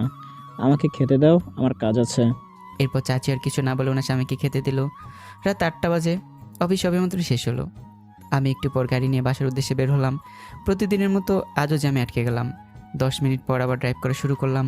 গেটের সামনে এসে হঠাৎ গাড়ির জানালা দিয়ে চোখ বেলকনি দিকে গেল। দেখি জুলি বেলকনিতে দাঁড়িয়ে আছে। আমাকে দেখা মাত্র দৌড়ে নিচে চলে এলো। হয়তো দরজা খুলতে যাচ্ছে। আমি একটু ওপর সিঁড়ি দিয়ে ওপরে উঠলাম। যা ভাবছি ঠিক তাই। উনি আমার জন্য দরজা খুলে দাঁড়িয়ে আছে। আমার দিকে একটু এসে আবার দৌড় দিল। কি হলো যে ওনার বুঝতে পারছি না। আজকে সকালে এত কিছু হলো, ওরা তো টেনশনে থাকার কথা, কিন্তু জুলিকে দেখে মনে হচ্ছে অনেক হাসি খুশি। আমি আর কিছু না ভেবেই রুমের দরজা আটকে আমার রুমে আসতে যাব, ঠিক তখনই আম্মু চিল্লানি দিয়ে বলল, এই তোর হাতে কি হয়েছে রে? ব্যান্ডেজ করা কেন? কি রে, কি হলো বল? আম্মু আসলে অফিসে যাওয়ার আগে গেটের সাথে একটু খোঁচা লেগেছে, সামান্য কেটে গেছে, এই আর কি। আমার আর কিছু হবে না, কালকের মধ্যে ঠিক হয়ে যাবে, তুমি টেনশন করো না। এই মিথ্যা কথা বলছিস কেন? হ্যাঁ, সামান্য কাটলে কি হাতে কেউ ব্যান্ডেজ করে? আর দেখে মনে হচ্ছে তো অনেকটাই কাটছে। সত্যি করে বল তো কিভাবে কাটছে? আম্মু, আমি কি দুধের শিশু যে তুমি এত চিন্তা করছো? আমি সত্যি বলছি, হাতে একটু খোঁচা খেয়েছি, কালকের মধ্যে ঠিক হয়ে যাবে। এরপর আবার আম্মু কিছু বলতে চাচ্ছিল, তার আগে আমি রুমে চলে আসলাম। এসে ড্রেস চেঞ্জ করে বাথরুমে শাওয়ার নিতে চলে গেলাম। শাওয়ার শেষে টাওয়াল নিয়ে মাথা হালকা মুছে টাওয়ালটা খাটের পাশে রাখা টেবিলে রেখে বসে আছি। একটু পর জুলি রুমে আসলো। আমার চুল ভেজা দেখে উনি টাওয়াল দিয়ে আমার মাথা মুছিয়ে দিতে লাগলো। আমি প্রথমে না করি, কিন্তু ওনার জেদের সাথে না পেরে উঠেই তাই বাধ্য হয়ে জলির কথা শুনতে হলো। আমি ওনাকে ডাক দেবো, তারা কি উনি রুম থেকে বেরিয়ে গেল। এরপর আমি বসে বসে টিভি দেখতে লাগলাম। 10টা 30-এর দিকে জলি এসে খাওয়ার জন্য ডাক দিল। তারপর রাতের খাবার খেয়ে রুমে এসে পায়চারি করছি, কিন্তু 11টা 20 বাজতে যাচ্ছে, জলি রুমে আসছে না। এবার আমি বারান্দায় গিয়ে কিছুক্ষণ দাঁড়িয়ে রাতের আকাশের দিকে তাকিয়ে আসি। একটুবার মোবাইল বের করে দেখি 11টা 40 বাজে। এরপর রুমে গিয়ে ল্যাপটপ অন করে অফিসের কিছু কাজ করছিলাম। এর মধ্যে দেখি উনি আমার জন্য এক মগ কফি এনে পাশের টি টেবিলে রাখলো। আচ্ছা, আপনি তো আজ দেখি আমার জন্য অনেক কিছু করছেন। উনি মাথা নেড়ে উত্তর দিলেন, কি এমন করলাম? না মানে সকালে মারামারি করার পর আমার হাত কাটছে দেখে আমার হাতে ব্যান্ডেজ করে দিলেন। আমার ব্লিডিং হয়েছে অনেক বলে আমার জন্য নিজের হাত পুড়িয়ে গরম দুধ নিয়ে আসলেন। তারপর এখন আমি প্রতিদিন টাইমে কফি খাই বলে আমায় কফি করে দিলেন। এবার আমাকে হাত দিয়ে 5 মিনিট ওয়েট করতে বলে তারপর খাতায় কি যেন লিখতে লাগলো। লেখা শেষ হলে খাতাটা আবার আমার হাতে দিল। আচ্ছা, আপনি এভাবে কথা বলছেন কেন? আপনি আমার জন্য এই অসভ্য ব্যক্তির সামনে মারপিট করলেন। এই কাজগুলো করলে কি হয়েছে? সারাদিন তো আমি বাসায় থাকি, এরকম করলে আর কিন্তু আপনার কোনো কাজ করে দিব না। আরে আপনি কি আমার উপর রাগ করছেন? উনি মাথা নেড়ে না উত্তর দিল। আসলে আমি এমনি শুনছি, প্লিজ মাইন্ড করবেন না। জুলি আবারও মাথা নেড়ে বললে রাগ করেনি, কিন্তু এবার আমি বুঝতে পারলাম ওনার ঘুম আসছে। ঘড়ির দিকে তাকে দেখে 12টা বাজে। জুলি, আপনার তো ঘুম পেয়েছে, আপনি ঘুমিয়ে পড়ুন, কাল সকালে কথা হবে। উনি আর কিছু না বলে বিছানায় গিয়ে শুয়ে পড়লো। এবার আমি আবার অফিসের কাজে মন দিলাম। একটু পর আমার চোখে ঘুম চলে আসলো। আমি সব কিছু গুছিয়ে কাপটা রান্না করে রেখে রুমে এসে দেখি উনি কাঁপছে ফ্যানের বাতাসে। চাদরটা ওনার শরীর থেকে সরে গেছে। এবার আমি চাদরটা দিয়ে জুলির শরীর ডেকে সোফায় এসে শুয়ে পড়লাম। কিন্তু চোখ বুঝলেই জুলির হাসি মাখা মুখটা চোখের সামনে ভেসে উঠছে। বারবার মনে হচ্ছে উনি হয়তো আমাকে ভালোবাসে। এসে ভাবতে ভাবতে কখন যে চোখগুলো লেগে গেছে মনে নেই। পরদিন সকালে উঠে দেখি জুলি সাজুগুজু করে রেডি হচ্ছে। এত সকালে সেজেছে কিছু বুঝতে পারছি না, আবার মিটমিট করে হাসছে। কি যে হলো ওনার! কিন্তু জুলিকে ব্ল্যাক কালার ড্রেসে অনেক সুন্দর লাগছে। আচ্ছা, আপনি এত সকালে এইভাবে সেজে গুজে আছেন কেন? কোথাও যাবেন কি? উনি মাথা নেড়ে হ্যাঁ উত্তর দিল। আচ্ছা, কোথায় যাবেন আপনি? আর আমার তো অফিস আছে, প্রতিদিন আপনাকে নিয়ে এভাবে ঘুরে বেড়ালে আমার চাকরিটা তো চলে যাবে। আরে গাধা, তোর যাওয়া লাগবে না, ও আমার সাথেই যাবে। আজকেও ওর ভার্সিটির প্রথম দিন, তাই আমি নিয়ে যাব। আচ্ছা, সাবধানে নিয়ে যাস, আর খেয়াল রাখিস, আবার বাসার সময় সাথে করে নিয়ে আসিস। তুই এমন ভাব করছিস যেন জুলিকে রেখে আমি চলে আসব। যা, ফ্রেশ হয়ে নাস্তা খেতে যা, আম্মু তোকে ডাকছে। এই বলে আপর জলি চলে গেল। আমি যখন আপুর সাথে কথা বলছিলাম উনি তখন শুধু হাসছিল। এবারে আমি উঠে গোসল শেষ করে রেডি হয়ে খাবার টেবিলে গিয়ে বসলাম। জুলি আমার প্লেটে খাবার বেড়ে দিচ্ছিল। আমার এক সাইডে দাঁড়িয়ে যখন খাবার পরিবেশন করছিল তখন ফ্যানের বাতাসে ওনার চুলগুলো থেকে মিষ্টি একটা গন্ধ আসছিল, যা আপনাদের বলে বোঝাতে পারবো না। একটু পর আমি উঠে হাত ধুয়ে আবার রুমে ব্যাগ নিতে গেলাম। জুলি আমার পেছন পেছন আসতে থাকলো। আমি ব্যাগ নিয়ে বের হবো, ঠিক তখন আমার দিকে অপলক দৃষ্টিতে তাকিয়ে আছে। কিছু বলবেন আপনি? উনি আমার দিকে তাকিয়ে আছে। আমি আবারও জিজ্ঞেস করলাম, জুলি, কিছু বলবেন আপনি? হুম। এবার আমার হাতে 2টা চিরকুট ধরিয়ে দিল, আর সাথে একটা টিফিন বক্স। প্রথমটা লেখা ছিল দুপুরের সময় মতো খেয়ে নেবেন। আর তাছাড়া আজকে আপনার পছন্দের খাবার আমি নিজে রান্না করেছি, কেমন হয়েছে জানি না, কিন্তু আপনি খেয়ে নেবেন। আর আজ পারলে একটু তাড়াতাড়ি আসবেন। আর দ্বিতীয় চিট করে লেখা ছিল, আচ্ছা, আমাকে ভার্সিটি অবধি দিয়ে আসলে কি আপনার অফিসে যেতে অনেক দেরি হয়ে যাবে? যদি দেরি না হয় আমাকে দিয়ে আসুন। আপনার সাথে যতটা ফ্রিভাবে কথা বলি আপুর সাথে সেরকম কিছুই বলিনি, তাই বলছিলাম। হো এই ব্যাপার, আপনি এত টেনশন করছেন কেন? আপনাকে আমি প্রতিদিন দিয়ে আসবো, আবার প্রতিদিন আসার সময় নিয়েও আসবো। আর আপু অনেক ফ্রেন্ডলি, আপু আমাদের ব্যাপারে সব জানে, শুধু চিন্তা করার কিছু নাই। আপনি আপুকে নিয়ে নিচে আসেন, আমি আপনাদের জন্য নিচে ওয়েট করছি। এই বলে আমি নিচে চলে আসলাম। নিচে এসে আপুদের জন্য ওয়েট করতে থাকলাম, কিন্তু 10 মিনিট হতে যাচ্ছে, এখন ওনাদের খোঁজ নেই। একটু পরে আমি উপরের দিকে উঠতে যাব, ঠিক তখনই দেখি জুলি সিঁড়ি বেয়ে নিচে নামছে। তাই আবারও গাড়িতে এসে বসলাম। একটু পর আপু আর জুলি আসলো। আপু অনেক ফাজিল, জুলিকে জোর করে সামনে বসালো আমার পাশে সিটে। এরপর আমি আর কিছু না বলে গাড়ি চালানো শুরু করলাম। গাড়ি চালানোর সময় বারবার আমি জুলির দিকে তাকাচ্ছি, উনি জানালার দিকে তাকিয়ে আছে। আপু আছে দেখে হয়তো আমার দিকে তাকাচ্ছে না। যাই হোক, একটু পর ভার্সিটির সামনে এসে দাঁড়ালাম। যাওয়ার আগে কালকে সব কথা আপুকে বলি আর জুলিকে বিদায় জানিয়ে আমি আমার অফিসে চলে আসলাম। আজকে অফিসে আমি ফ্রি মাইন্ডে আমার সব কাজ করছিলাম, আর খচ্চর বসটা অফিসে নাই। যাক, বাঁচা গেছে। অনেকদিন হলো এতক্ষণ আমাকে জিভে খেয়ে ফেলতো। একটু পর আমার কেবিনে আমার ফ্রেন্ড ইমামুল আসলো। আর ইমামুল, কি খবর তোর? তোকে তো দেখাই জানি ইদানিং, কই ছিলে এতদিন? আরে আর বলিস না, ভাইয়ের বিয়ে খেতে যেয়ে জ্বর হয়েছিল, তাই এই কদিন অফিস অফ দিছিলাম। তোর কি খবর? আমার খবর সবসময় ভালো থাকে, তাই এখনও ভালো। ভালো তো থাকবেই, নতুন নতুন মানুষের সাথে পরিচয় হচ্ছে তোমার, ভালো থাকাটাই তো স্বাভাবিক। মানে কি বলছিস তুই? বন্ধু, আজ অফিসে আসার পথে দেখলাম তোর সাথে একটা সুন্দরী মেয়ে দাঁড়িয়ে ছিল, তোর আপুও ছিল। কে ওই মেয়েটা দোস্ত, তোর গার্লফ্রেন্ড? ইমামুলের কথা শুনে আমার কিছুটা মেজাজ খারাপ হয়ে গেল। এই কুকুর তাহলে দেখে বললো আমাদের, না একে কিছু বলা যাবে না। ভার্সিটি লাইফে আমি একটা মেয়েকে লাইক করতাম, কিন্তু যখন এই মেয়েটার কথা বলেছি তখন ও আমার আগে গিয়ে প্রপোজ করে দিয়েছিল মেয়েটাকে। না, এই লুচ্চাকে জলির ব্যাপারে কিছুই বলা যাবে না। একটু পর ওর কথা শুনে আবার বাস্তবে ফেললাম। কি রে, কি এত ভাবছিস তুই? বল, মেয়েটিকে? তুই ঠিকই ধরেছিস, ওইটা তোর ভাবি। মানে কি, আর কবে বা হলো তোদের বিয়ে? মানে খুবই সহজ, আমার বিয়ে করা বউ, আর হঠাৎ করে 1 মাস আগে ওর সাথে আমার বিয়েটা হয়ে গেল, তাই দাওয়াতটাও কাউকে দিতে পারিনি। আমার কথাটা শুনে ওর মুখটা কালো হয়ে গেল, কথাই বলছে না। আমি আবার বললাম, কেন রে, তুই কি ভাবছিলি? না তেমন কিছুই না, ভাবলাম তোর কোনো কাজিন হবে হয়তো। কি রে বল, বাবির নাম কি, কোথায় থাকে, কিসে পড়ে? তোরে তো টেনশন করা লাগবে না, এই যে ফাইলটি দেখতেছিস না, আজকের মধ্যে কমপ্লিট করে আমার কাছে দেবে। দোস্ত, আমার অনেক জ্বর, এখন না, কালকে ফাইলটা ব্যাক দিয়ে দিব। এখন আমি তোদের বিয়ের কথা শুনবো, কিভাবে হলো, কবে হলো? না দোস্ত, আমার কাজ আছে, পরে বলবো, তুই আগে এটা কমপ্লিট করে নিয়ে আয়। দোস্ত, আমার সাথে এমন করছিস কেন? প্লিজ বল না দোস্ত। আচ্ছা, স্যারকে ফোন দিতে হবে তাহলে। এ না, আমি যাচ্ছি, ফোন দিস না। এই বলে ইমামুল চলে গেল।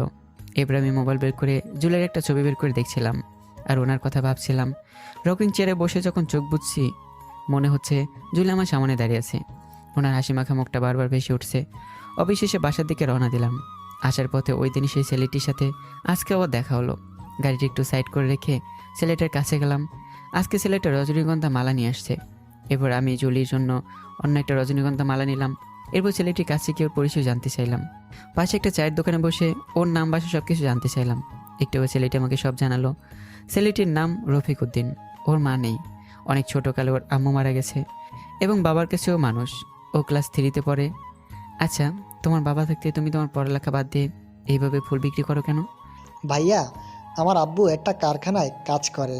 আব্বু আমাকে কিছু করতে দেয় না, কিন্তু আব্বু 10 দিনের মতো অসুস্থ, কাজে দিতে পারে না, তাই এই 10 দিন পেটের দায়ে এই কাজ করছি। তবে আব্বু এখন একটু সুস্থ হয়েছে, কাল থেকে কাজে যাবে, তো এখন কাজে গেলে হয়তো আপনার সাথে আর দেখা হবে না। ছেলেটার কথা শুনে এক মায়া হলো। আমি ওকে 500 টাকা হাতে দিয়ে আর ওর জন্য কিছু খাবার কিনে দিয়ে চলে যাচ্ছিলাম, ঠিক তখনই ছেলেটি হাত ধরে বলল, ভাইয়া, আপনি অনেক ভালো। আমার সারাদিন ফুল বিক্রি করে যে টাকা হয়, সে টাকা আপনি একবারে দিলেন। এই গোলাপ ফুলটি বাবিকে দিয়েন, নিজের হাতে বাবির চুলে খোপা করে ফুলটি গেঁথে দিয়েন, সুন্দর দেখাবে। পিচিটার কথা শুনে অনেক ভালো লাগলো।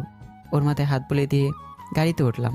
যাওয়ার আগে ওকে বললাম, ভালো থাকিস আর মন দিয়ে লেখাপড়া করবি, নিয়তি চাইলে হয়তো আবারও দেখা হবে তোর সাথে। এবার ওকে বিদায় দিয়ে আমি বাসার দেশে রওনা দিলাম।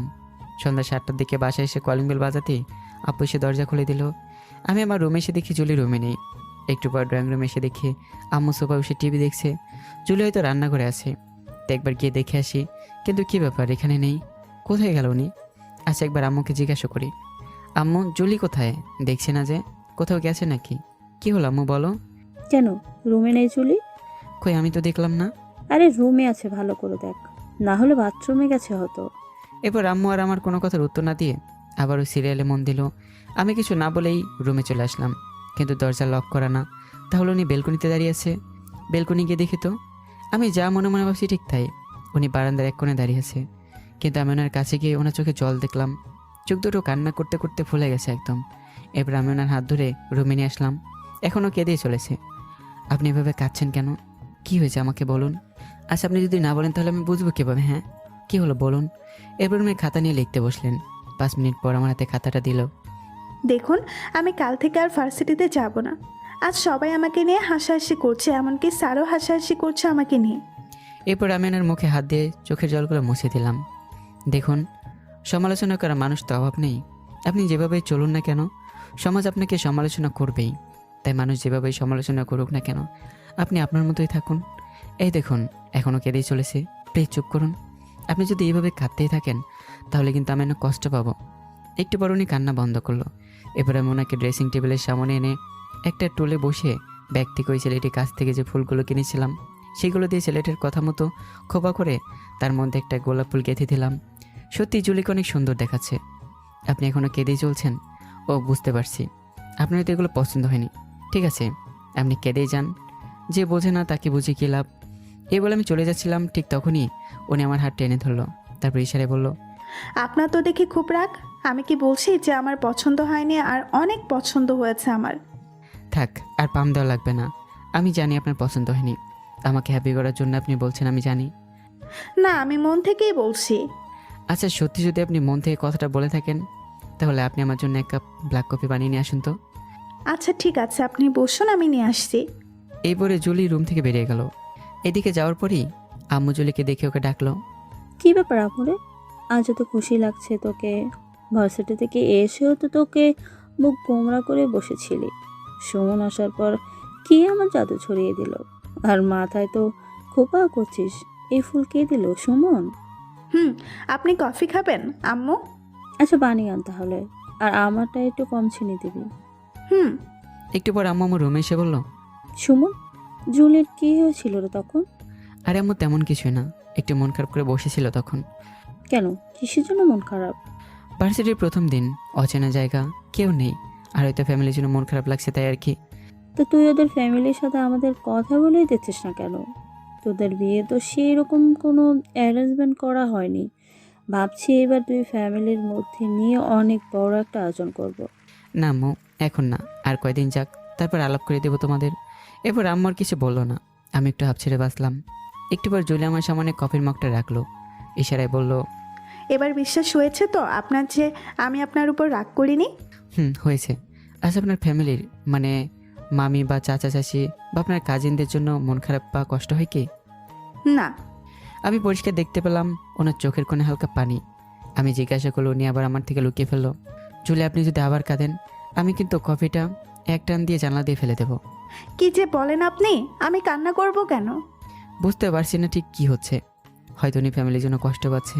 আচ্ছা কাল তো শুক্রবার, কাল কোথাও ঘুরতে যাবেন? উনি মাথা নেড়ে আবার না উত্তর দিল। আচ্ছা যদি কাল ত্রিশালে যাই আপনার মামা বাড়ি? কথাটা শোনা মাত্রই জুলির চোখে মুখে কি আনন্দ বলে বোঝাতে পারবো না। আনন্দে আত্মরা ওই ইশারায় বলল, সত্যি নিয়ে যাবেন আপনি? সত্যি নিয়ে যাব, কিন্তু একটা প্রবলেম। আমি আপনার সাথে কি পরিচয় যাব?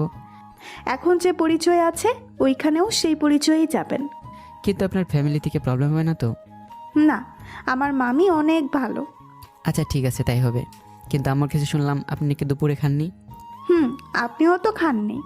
আচ্ছা 9টা বাজে, খাবার বারো নামে আসছি। রাতের খাবার খেয়ে আমি সোফায় বসে টিভি দেখছি। একটু পর উনি আমার পাশে এসে বসলেন। ওনার শরীর থেকে একটা মিষ্টি গন্ধ আসছে আমার নাকে। ইচ্ছা করছে জুলিকে নিয়ে হারিয়ে যায় কোন এক অচেনা শহরে, যেখানে কেউ নেই, আপনজন শুধু আমি আর জুলি। রাতের বেলা জুলির হাত ধরে সমুদ্রের পাড় ধরে হেঁটে বেড়াবো এসে ভাবতেছিলাম, তখন হাতে কে যেন একটা চিমটি দিল। আমি সাথে সাথে চিল্লানি দিলাম। আমার চিল্লানি শুনে পাশের রুম থেকে আম্মু এসে বলল, কি হয়েছে তোর? এইভাবে চিল্লাচ্ছিস কেন? না তেমন কিছুই না, আসলে মশা কামড় দিছে তো তাই আর কি। তোরেই শুধু মশা কামড়ায়। পাশে যে জুলি আছে ওরে তো মশা কামড়াচ্ছে না, শুধু ফাজলামি করা। যা থুস দাদা, রাত 12টা বেজে যাচ্ছে। আচ্ছা ঠিক আছে আম্মু, তুমি যাও, আমরা একটু গল্প করব। একটু পর আম্মু চলে গেল। আমি সাথে সাথে জুলির দিকে অগ্নিদৃষ্টিতে তাকিয়ে আছি। উনি শুধু মিটিমিটি করে আমার দিকে তাকিয়ে হাসছে। আমি ওনার দিকে এভাবে তাকিয়েছি দেখে উনি ইশারায় বলল, কি ব্যাপার, এভাবে আপনি আমার দিকে তাকিয়ে আছেন কেন? তাকিয়ে ছাড়া আর কী করবো? হ্যাঁ, তার আগে আপনি বলুন, আমাকে চিমটি কেন মারলেন? আপনার জন্য আম্মু আমাকে বকা দিল। এরপর উনি আবার খাতায় লিখতে শুরু করলো। লেখা শেষ করে খাতাটা আমার হাতে দিল। সরি, কিছু মনে করবেন না। আপনি আমার দিকে একভাবে তাকিয়ে আছেন তাই আমি একটু ফাজলামি করে চিমটি দিচ্ছি। আপনার কি খুব বেশি লাগছে কি? আসলে আমি বুঝতে পারিনি যে আপনার এতটা লেগে যাবে। আরে না, আমার বেশি লাগেনি তো, হঠাৎ করে চিমটি দিয়েছেন বলে একটু ভয় পেয়ে গেছি। কেন? না, ভাবলাম কোনো বোকামাকড় দিছে তাই। আচ্ছা জুলি, 12:30 বাজতে যাচ্ছে, রুমে চলুন, নাহলে আব্বা আম্মু রাগ করবে। চলুন। আর এদিকে সারাদিন ধরে জুলিকে খুঁজে না পেয়ে রাত 2টার দিকে এক পর্যায়ে হতাশ চেহারা নিয়ে পাশে আসলেন রহিম সাহেব। ওনাকে এভাবে হতাশ দেখে জুলি চাচি প্রশ্ন করলো, কি ব্যাপার, তোমার মুখ এরকম দেখাচ্ছে কেন? জুলির কি কোনো খোঁজ পাওয়া যায়নি? কি হলো, কিছু বলছো না কেন? না, ওদের কোনো খোঁজ পেলাম না। কোথাও থাকে তাও জানি না। তোমার কথা হয়তো ঠিক, ও পালিয়ে ওর নানু বাড়ি গেছে, আর ওখান থেকে ওকে বিয়ে দিয়ে দিছে মনে হয়। বুঝলাম। এখন কি করবা বলো? সামান্য কিছু টাকার জন্য কি এগুলো করা ঠিক হবে? এর থেকে ভালো হবে ওই ব্যক্তির টাকা সব দিয়ে দাও। দেখো, তোমাকে আমি আগে বলছি, এখনো বলছি, এসব কথা আমার সামনে বলবা না। এত দরদ দেখাবো কেন ওর জন্য? ও কি আমাদের নিজের মেয়ে নাকি যে দরদ দেখাবো? তোমার ব্যবসা করা লাগবে না, ওনার টাকা দিয়ে দাও। তাহলে এখন কি করতে চাচ্ছ তুমি? ওই লোক তোমাকে 7 দিন সময় দিয়েছে, আজ 3 দিন পার হতে যাচ্ছে। পরবর্তীতে টাকা বা জুলি দুটার একটাও যদি না দিতে পারো, তাহলে বুঝতেই পারছো কি হতে পারে। কি হবে? কিছুই হবে না। এখন 3 দিন আছে, এর মধ্যে কিছু একটা করব। আমি কাল ওর নানুর বাড়ি যাব, তারপর ওই ছেলের ঠিকানা জোগাড় করে ওদের বাড়ি গিয়ে জুলিকে জোর করে নিয়ে আসব। ওদের যদি বিয়ে দিয়ে দেয় তাহলে তো তোমার কিচ্ছু করার নেই। তখন কি হবে? বিয়ে ওর নানুর বাড়ির লোকেরা আমাকে না জানিয়ে দিছে, দরকার হলে আমি ওদের নামে কেস করব। ওরা যদি বলে তুমিও ওদের না জানিয়ে জুলিকে জোর করে বিয়ে দিয়ে দিয়েছো, তখন কি করবে? তোমার মাথায় কি ভালো কথা আসে না? দরকার হলে ওই ছেলেকে আমি খুন করে জুলিকে নিয়ে আসব। তুমি কি পাগল হয়ে গেছো? সামান্য কয়টা টাকার জন্য তুমি সারা দিন এভাবে দৌড়াদৌড়ি করছো? আর একটা কথা বললে কপালে দুঃখ আছে। যা, এখন আমারে খেতে দে। যা, আমার সামনে থেকে সর, আর কাল সকাল আমাকে তাড়াতাড়ি ডেকে দিবি। এরপর জুলির চাচি আর কোনো কথা না বলে খাবার বেড়ে দিয়ে রুমে চলে আসলো। পরের দিন সকাল উঠে দেখি জুলি আয়নার সামনে দাঁড়িয়ে আছে, কিন্তু পিঠের দিকে ব্লাউজের লাস্ট বোতামটা লাগাতে পারছে না। আমি একটু পর উঠে লাস্ট বোতামটা লাগিয়ে দিলাম। আমার হাতের স্পর্শে পেয়ে উনি চমকে উঠে তাড়াতাড়ি আমার দিকে তাকালো। আসলে এই কাজটা করা আমার ঠিক হলো না, কিন্তু আপনি লাগাতে পারছিলেন না বলে আমি হেল্প করলাম, প্লিজ কিছু মনে করবেন না। জুলি নিশ্চুপ। আপনার এই নীরবতা কিন্তু বলে দিচ্ছে যে আপনি আমার উপর রাগ করেছেন। এরপর উনি আর আমার কথার কোনো উত্তর না দিয়ে চেয়ার টেনে টেবিলে বসে কী যেন লিখতে থাকলো। লেখা শেষ করে খাতাটা আমার হাতে দিল। আচ্ছা, আপনি এত বকবক করেন কেন? আমি কি বলছিলাম যে রাগ করছি? 10টা বাজতে যাচ্ছে, তাড়াতাড়ি রেডি হন, আমি আপনার জন্য নাস্তা বানাতে গেলাম। কি ব্যাপার, আপনি দেখি খুব এক্সাইটেড যাওয়ার জন্য? তা তো হবই, আপনি তাড়াতাড়ি গোসল করতে চান। এবার আমাকে ধাক্কা দিতে দিতে বাথরুমে পাঠালো। তারপর শাওয়ার শেষ করে সকালে নাস্তা করে আম্মু আব্বুর কাছ থেকে বিদায় নিয়ে ত্রিশালের উদ্দেশ্যে রওনা দিলাম। গাড়িতে ওঠার পর দুজনের মধ্যে নীরবতা কাজ করছে। আমি গাড়ি ড্রাইভ করছি আর জুলিয়া বাইরের দিকে তাকিয়ে আছে। আমি মাঝে মাঝে ওনার দিকে তাকাচ্ছি, খুব ভাব ওনার। আমি বারবার সেদে কথা বলি আর উনি সবসময় চুপ করে বসে থাকবে। কিন্তু জুলিকে ব্লু কালারের শাড়ি আর ব্ল্যাক কালারের ম্যাচিং করা ব্লাউজে অসম্ভব সুন্দর লাগছে। আর এদিকে জুলি মনে মনে ভাবছে, কি হলো ওনার? অন্যদিন তো সব সময় কথা বলে, আজ কি হলো ওনার? সকালের কথায় কি কষ্ট পেয়েছে নাকি? কিন্তু আমি তো তেমন কিছুই ওনাকে বলিনি। অন্যদিন 3 পিস বললে সুন্দর না দেখালেও আপনাকে অনেক সুন্দর লাগছে। আর আজ এত কষ্ট করে শাড়ি পরে বসে আছি, কিছুই বলছে না, ইডিয়েট একটা। এই না, হাতারামটা মনে হয় ভাবছে আমি এখনও ওনার উপর রাগ করে আছি না, আমাকে আগে কথা বলতে হবে। এদিকে আমি গাড়ি চালিয়ে যাচ্ছি, একটু পর উনি আমার হাতে চিমটি দিল। আমি জলির দিকে তাকালে উনি ইশারায় বলল, আমাকে কেমন দেখাচ্ছে? আমি গাড়িটি একটু সাইড করে দাঁড়িয়ে জলির দিকে অপলক দৃষ্টিতে তাকিয়ে আছি। আমি এভাবে তাকিয়েছি দেখে উনি আবার ইশারায় বলল, কি হলো, এভাবে তাকিয়ে আছেন কেন? বলুন আমাকে কেমন লাগছে। অনেক সুন্দর দেখাচ্ছে। থাক, আর ঢপ দিতে হবে না, আমি জানি একদম বাজে দেখাচ্ছে। আরে না, আমি সত্যি বলছি, অনেক সুন্দর দেখাচ্ছে। বুঝলাম। তাই এখানে কেন গাড়ি থামালেন? তেমন কিছুই না, এমনি একটু দাঁড় করালাম। এখানকার পরিবেশটা অনেক সুন্দর, তাই। আর আপনি কি খাবেন? আইসক্রিম। এই ঠান্ডার মধ্যে আপনি আইসক্রিম খাবেন? আপনার তো ঠান্ডা লেগে যাবে। থাক, আমার লাগবে না। আচ্ছা, আপনি এত রাগ করেন কেন? হ্যাঁ, আমি কোনো রাগ করিনি। আচ্ছা বাবা, সরি, আমার ভুল হয়ে গেছে, আর হবে না। আপনি এখানে বসুন, আমি নিয়ে আসছি, কিন্তু আপনি গাড়ি থেকে নামবেন না। এই বলে আমি গাড়ি থেকে নেমে কনভেকশনের দোকানে খুঁজতে লাগলাম, কিন্তু কাছে কেনারে কোনো দোকান দেখতে পেলাম না। তাই বাধ্য হয়ে আবার গাড়ির দিকে ব্যাক করলাম। ওখানে গিয়ে দেখি আরেক ঘটনা, জুলি গাড়িতে নেই, আশেপাশেও নেই। কি হবে এখন? ওনার কাছে তো ফোনও নেই, কিভাবে খুঁজবো? জুলির আবার কোনো বিপদ হলো না তো? না, একবার পিছনে গিয়ে দেখি। যেই ভাবা সেই কাজ, গিয়ে দেখি জুলি পিছনে দাঁড়িয়েছে আর আমাকে দেখে হাসছে। আমার মেজাজটা পুরো খারাপ হয়ে গেল। কোথায় ছিলেন আপনি? আর কতক্ষণ ধরে আমি আপনাকে খুঁজছি? হ্যাঁ, আমি এখানেই তো ছিলাম। ফাজলামো করার জায়গা পান না? আপনি যদি এখানে থাকেন তাহলে আমি খুঁজে পাচ্ছিলাম না কেন? এবার আমাকে ইশারায় কিছু বোঝাতে চাচ্ছিল, কিন্তু আমি কিছুই বুঝতে পারছিলাম না।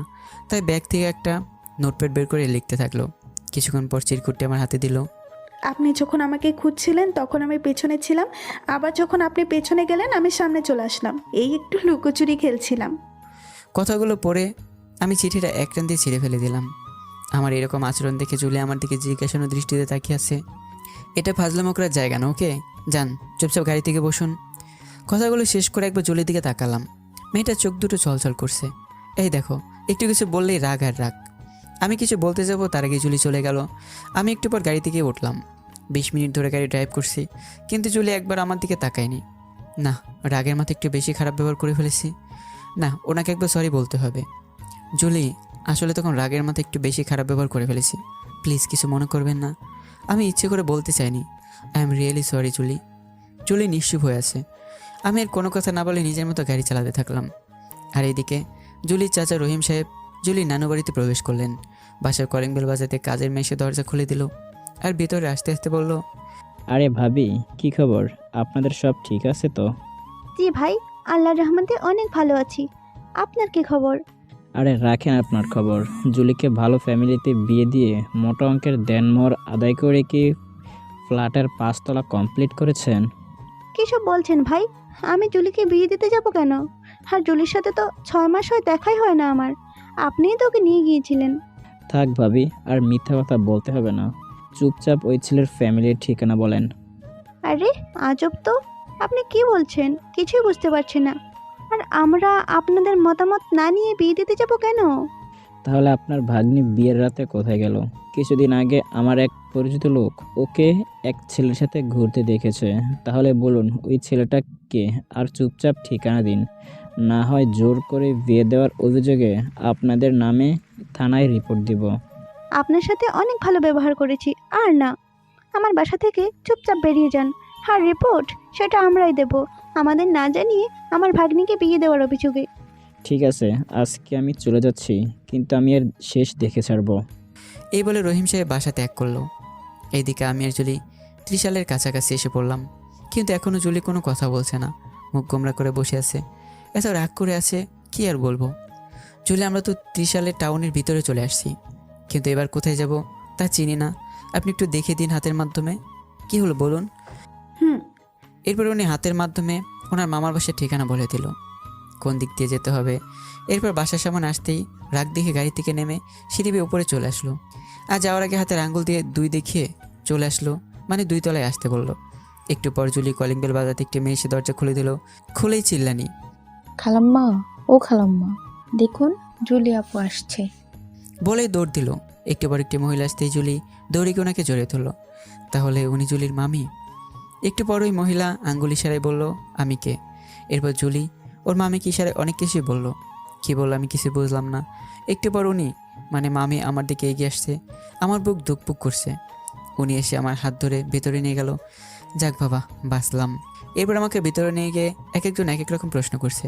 এক একজন মুখে হাত দিয়ে আদর করে নানা রকম কথা বলছে, অনেক আদর যত্ন করছে। কিন্তু বাসা আসার পর জুলিকে কোথাও পাচ্ছি না। তখন একটু রুটভাবে কথা না বললেই পারতাম। জুলিকে খুঁজে বের করে ওনার কাছে গিয়ে একবার মাপ চাইতে হবে। এইদিকে রুমে এসে জুলি মনে মনে খুব রাগ না আমার উপর? শুধু একটু ফাজলামি করার জন্য আমাকে এত কথা বললো, আর কথাই বলবো না ওনার সাথে। আমারই ভুল ধারণা, আমি ওনাকে ভালোবাসি কিন্তু উনি আমাকে বাসে না। ইডিয়েট একটা। না, এখানে তো কাউকে আমি চিনি না। তাহলে জুলির কথা জিজ্ঞেস করবো কার কাছে? আশেপাশে তো কেউই নেই। ওই তো একটা ছেলে আসছে, ওর কাছে জিজ্ঞাসা করি। এই যে ভাইয়া, এদিকে আসো। বলুন। আচ্ছা, তোমার নাম কি? আমার নাম ইয়াসিন আহমেদ। তাহলে তো তুমি জানো তোমার আপু কোথায়? না, আমি জানি না তো। আচ্ছা, তাহলে তুমি তোমার আপুর রুমে নিয়ে চলো আমাকে। এরপর পিসিটা আমাকে জুলির রুমের কাছে নিয়ে গেল। যাওয়ার সময় জুলির ব্যাপারে অনেক কিছু জিজ্ঞাসা করেছিলাম ওর কাছে। পিসিটা যা যা বললো তার সম্পর্কে আমি একটু মিল পেলাম না। এসব কথা বলতে বলতে জুলির রুমের কাছে এসে পিসিটা দৌড় দিল। আমি রুমের দরজায় নক করলাম, কিন্তু দরজা খোলা আর ভিতর থেকে সারা শব্দ পেলাম না। তাই বাধ্য হয়ে ভেতরে ঢুকলাম। ভেতরে ঢুকে দেখি রুমে কেউ নেই। আমি রুমের ভিতর পায়চারি করছি। একটু পর দেখি উনি বাথরুম থেকে বের হলো। এর মধ্যেই এক অঘটন ঘটে গেল। বাথরুম থেকে বেরিয়ে ফ্লোরে পানি বা তেল জাতীয় কিছু পড়া ছিল। পা স্লিপ কেটে উনি পড়ে যেতে লাগলে আমি ওনাকে গিয়ে ধরে ফেললাম। দুজনের চোখের দিকে অপলকভাবে তাকিয়ে আসি।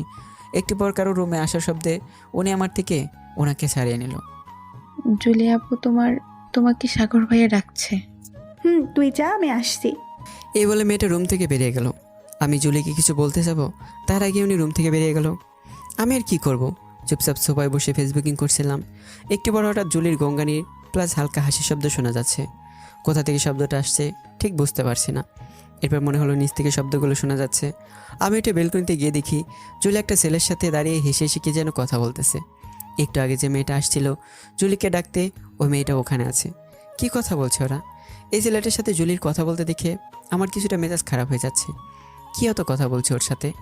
একটু পর আমি আমার ধারণাটা পাল্টে ফেললাম, হয়তো ওর কোনো ভাই হবে। একটু পর জুলির মামি এসে আমাকে বলল, আব্বু, খেতে আসো। কখন থেকে না খেয়ে বসে আছো? আন্টি জুলি কোথায়? ও খাবে না এখন? জুলি ওর বান্ধবীদের অনেকদিন দেখে না তো, তাই হয়তো কথা বলতে গেছে। কিন্তু ওকে তো দেখলাম নিচে একটা ছেলের সাথে কথা বলছে। কি ওই ছেলেটা? ওর নাম সাগর, আমাদের উপরের ফ্ল্যাটে ভাড়া থাকে। অনেক ভালো ছেলে। জুলির সাথে অনেক দিন হয় কথা হয় না ওর, তাই হয়তো একটু কথা বলছে। তুমি খেতে আসো আব্বু। জি আন্টি, আপনি জান আমি আসছি। আন্টি চলে যাওয়ার পর আন্টির কথাগুলো আমার মাথার মধ্যে ঘুরপাক খাচ্ছে। তাহলে কি জুলি আমাকে মিথ্যা বললো? উনি কি সাগর নামে ছেলেটিকে ভালোবাসে? না, এটা আমার মনের ভুল ধারণা। না, এত কিছু ভেবে লাভ নেই। আগে খাবার খেয়ে আসি, তারপর জুলি আসলে ওনার কাছ থেকে সব কিছু শুনবো। এরপর খাবার খেয়ে রুমে এসে জুলির জন্য অপেক্ষা করছি, কিন্তু এখনও জুলির কোনো খোঁজ নেই।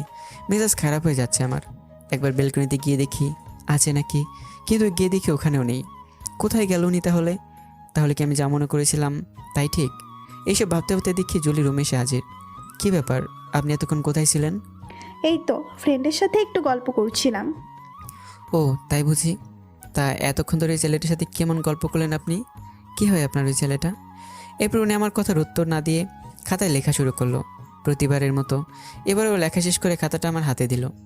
ওর নাম সাগর, আমার ছোটবেলার বন্ধু। আমি কেমন আছি, এতদিন কোথায় ছিলাম, আপনার নাম কি, কী করেন, এগুলোই শুনছিল। তাই এইটুকু কথা বলতে কি 40 মিনিট লাগে? আচ্ছা, একটু গল্প করলে কি এমন হয়েছে? না, আপনি এভাবে গল্প করতে পারেন না। আপনি এভাবে অন্য ছেলেদের সাথে কথা বলে আমার রাগ হয়। কেন? কারণ আমি আপনাকে ভালো। কি হলো, থামলেন কেন, বলুন। না কিছু না, সকালে একটু আপনার সাথে খারাপ ব্যবহার করেছিলাম, তার জন্য সরি। আর আপনি খেয়েছেন? না, আপনি? খেয়েছি। আন্টি জোর করে খাইয়ে দিছে। আপনি খেয়ে আসুন, তারপর আপনার শহরটা আমাকে একটু ঘুরে দেখাবেন। হুম। এই বলে চলি রুম থেকে চলে গেল। আর মনে মনে ভাবতে লাগলো, তাহলে হয়তো সুমন আমাকে সত্যিই ভালোবাসে। আমি ভুল ভাবছিলাম। না, আরও পরীক্ষা করে দেখতে হবে। আজ বিকেলে সাগরকে আমাদের সাথে ঘুরতে নিয়ে যাব।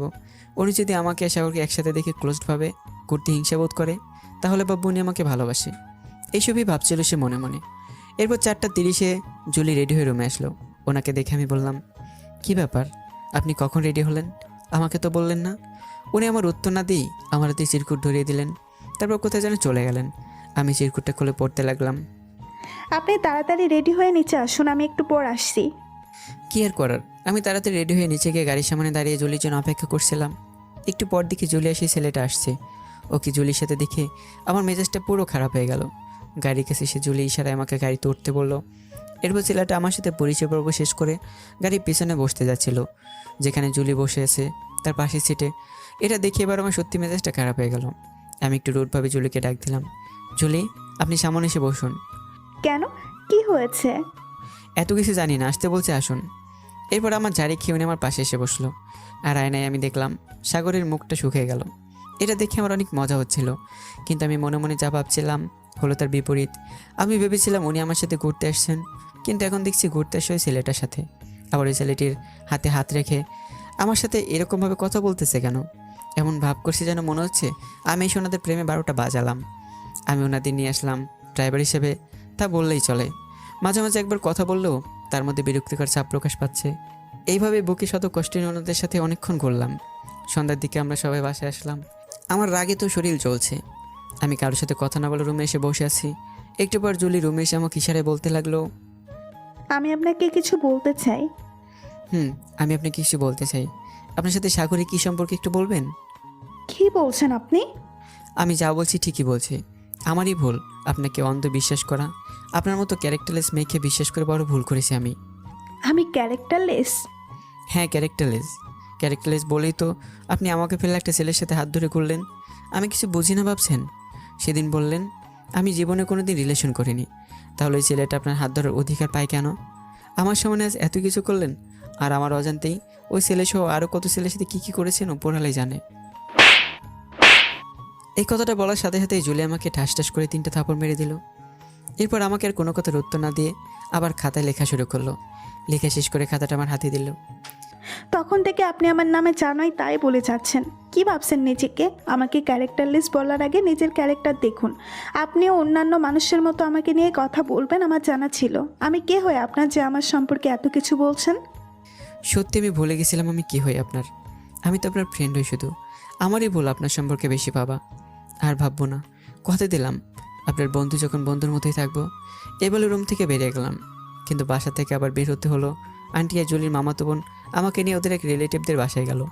জুলি যেন সন্দেহ না করে এই জন্য নিজেকে স্বাভাবিক রেখে বুকে হাজার কষ্টের ওদের সাথে গেলাম।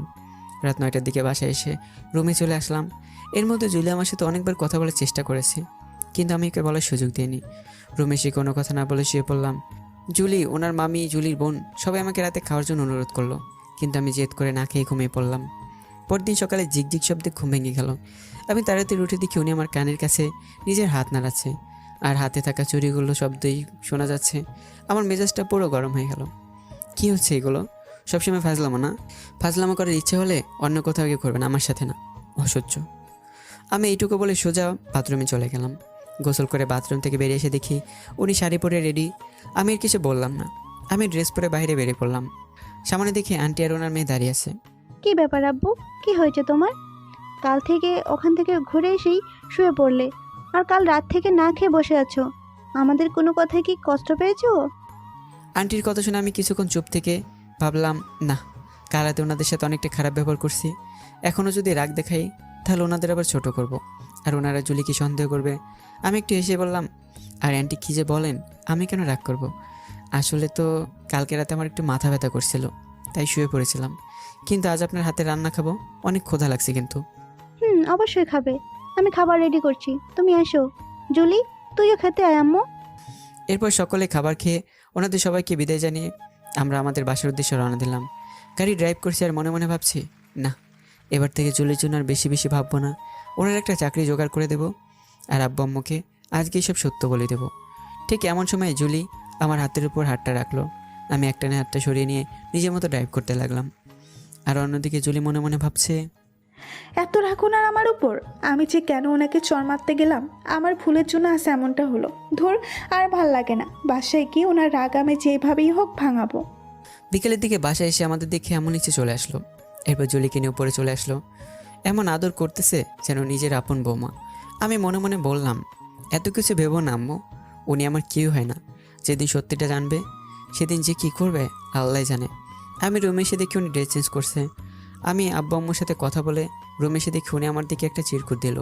আমি সাথে সাথে ছিঁড়ে ফেললাম আর বাথরুমে গিয়ে ফ্রেশ হয়ে একটু পর আবার বাইরের দিকে রওনা দিলাম। যাওয়ার আগে জুলি আমার হাত ধরে আমাকে আটকানোর চেষ্টা করছিল, কিন্তু আমি জোর করে বাড়ি থেকে বেরিয়ে আসলাম। বেরিয়ে যাওয়ার আগে ওনার কান্নামাখা মুখটা বারবার ভেসে আসছিল। আমি ওনার কথা বাদ দিয়ে বন্ধুদের সাথে আড্ডা মারতে চলে এলাম। আর এদিকে জুলি চোখ দিয়ে অজস্র পানি পড়েই যাচ্ছে। কালকে কেন রাগের মাথায় ওনাকে চোর মারতে গেলাম? না, যেভাবেই হোক ওনার সাথে আমার কথা বলতে হবে। রাত 10টার দিকে ফ্রেন্ডদের সাথে আড্ডা শেষে বাসার দিকে রওনা দিলাম। এখন মন কিছুটা হালকা হয়েছে। কিছুক্ষণ পর বাসায় এসে কলিং বেল বাজাতে জুলি এসে দরজা খুলে দিল। মহারানী আমার দেওয়া গিফটগুলো পরে সুন্দর করে সেজে আছে আমার জন্য, হয়তো আমাকে ইমপ্রেস করার জন্য। কিন্তু ওনাকে আজ ভালোই লাগছে। না, আমার এত রাগ তাড়াতাড়ি কমবে না। উনি আমার সাথে কাল অনেক খারাপ ব্যবহার করেছে। আমি ওনাকে ফেলে সোজা রুমে চলে আসলাম। একটু বার ফ্রেশ হয়ে দেখি টি টেবিলের ওপরে আমার পছন্দের খাবার বিরিয়ানি। আমি তাড়াতাড়ি খেতে বসবো, ঠিক তখনই জুলির কথা মনে পড়লো। উনি রান্না করেনি তো? না, উনি রান্না করেছে, আমি খাবো না। এই বলে বারান্দায় গিয়ে দাঁড়ালাম, কিন্তু পেটের মধ্যে যেহেতু দৌড়াচ্ছে, না খেয়েই নেই। খাওয়ার উপর রাগ করে আর কী হবে।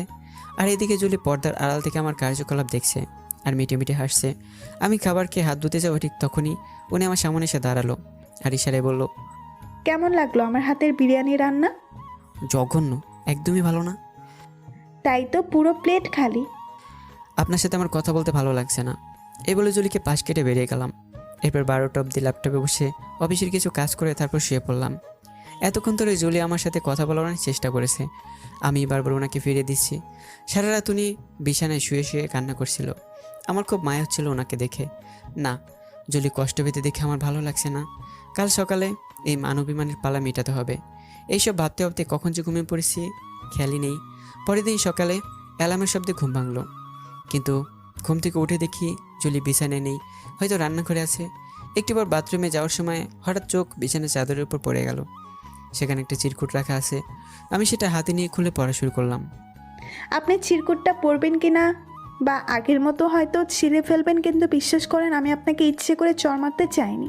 দুপুরে যখন আপনি আমাকে সাগরের সাথে কথা বলার জন্য রাগ করলেন, তখন আমার মনে হলো আপনি আমাকে ভালোবাসেন। তাই আমিও একটু পরীক্ষা করলাম আপনি ভালোবাসেন কি না। তাই তো সেদিন সাগরকে আমাদের সাথে নিলাম, কিন্তু আপনি আমাকে ভুল বুঝলেন। হয়তো নিয়তি আমাদের এক হতে দিবে না, তাই তো আজ এমনটা হলো। আমার মনে আপনি সারা জীবনই থাকবেন। ভালোবাসা কী জিনিস সেটা আপনি আমাকে শিখিয়েছেন এই 2 মাস। আপনি আমাকে নতুন জীবন দিয়েছেন, কিন্তু এই মিথ্যা সম্পর্কে থেকে কী লাভ। তাই আমি আর চলে যাচ্ছি। কোথায় যাচ্ছি আমি নিজেই জানি না। হয়তো নিয়তিতে লেখা থাকলে আমাদের আবার দেখা হবে। কোনো ভুল করলে ক্ষমা করে দিয়েন। ভালো থাকবেন। ইতি, জুলি। চিরকুটটা পড়ে যেন আমার মাথায় আকাশ ভেঙে পড়লো। না, কিছুতেই হতে পারে না। জুলি শুধু আমার, ওকে আমি কিছুতেই হারাতে পারবো না। ঘড়িতে তাকে দিকে 7টা বাজে। তাহলে উনি বেশি দূর যেতে পারিনি। যেভাবে হোক জুলিকে আমার খুঁজে বের করতে হবে। একটা শার্ট পরে নিচে গাড়ি নিয়ে দারোয়ানকে জিজ্ঞাসা করলাম জুলিকে দেখছি কিনা। উনি বললেন উনি 10 মিনিট আগে বাসা থেকে বের হলো। আমি দেরি না করে বেরিয়ে পড়লাম। আর এদিকে জুলি একা একা রাস্তা দিয়ে হেঁটে চলেছে। এখনও রাস্তায় কেউ নেই। সারা রাত কান্না করে চোখ দুটো ফুলে গেছে, কিন্তু লোক তাকে তাকে জুলিকে দেখে সমালোচনা করছে। নতুন শহর, কিছুই চেনে না, কোথায় যাবে কিছুই বুঝতে পারছে না জুলি। ঠিক তখন একজন পিছন থেকে জুলির হাত শক্ত করে ধরে। জুলি পিছনে ফিরে তাকে দেখে ওর চাচা। কিরে, সেদিন আমাদের মুখে চুনকালি দিয়ে বাসা থেকে পালিয়ে গেলি, দিছে তো ছেলেটা লাথি মেরে বাসা থেকে বের করে। আজ কি হবে তোর? চল আগে বাসায়, তারপর তোর ব্যবস্থা করছি। এরপর জুলিকে কিছু বলার সুযোগ না দিই ওকে টেনে হিসড়ে বাসায় নিয়ে গেল জুলির চাচা। আর এদিকে পাগলের মতো খুঁজে চলছি আমি সব জায়গায়। না পেয়ে হতাশ রাস্তার মাঝখানে গাড়ি থামিয়ে দাঁড়িয়ে আছি। একটু পর হঠাৎ মনে পড়লো জুলি ওর চাচার বাসায় যায়নি তো আবার। না, আমাকে যেতে হবে।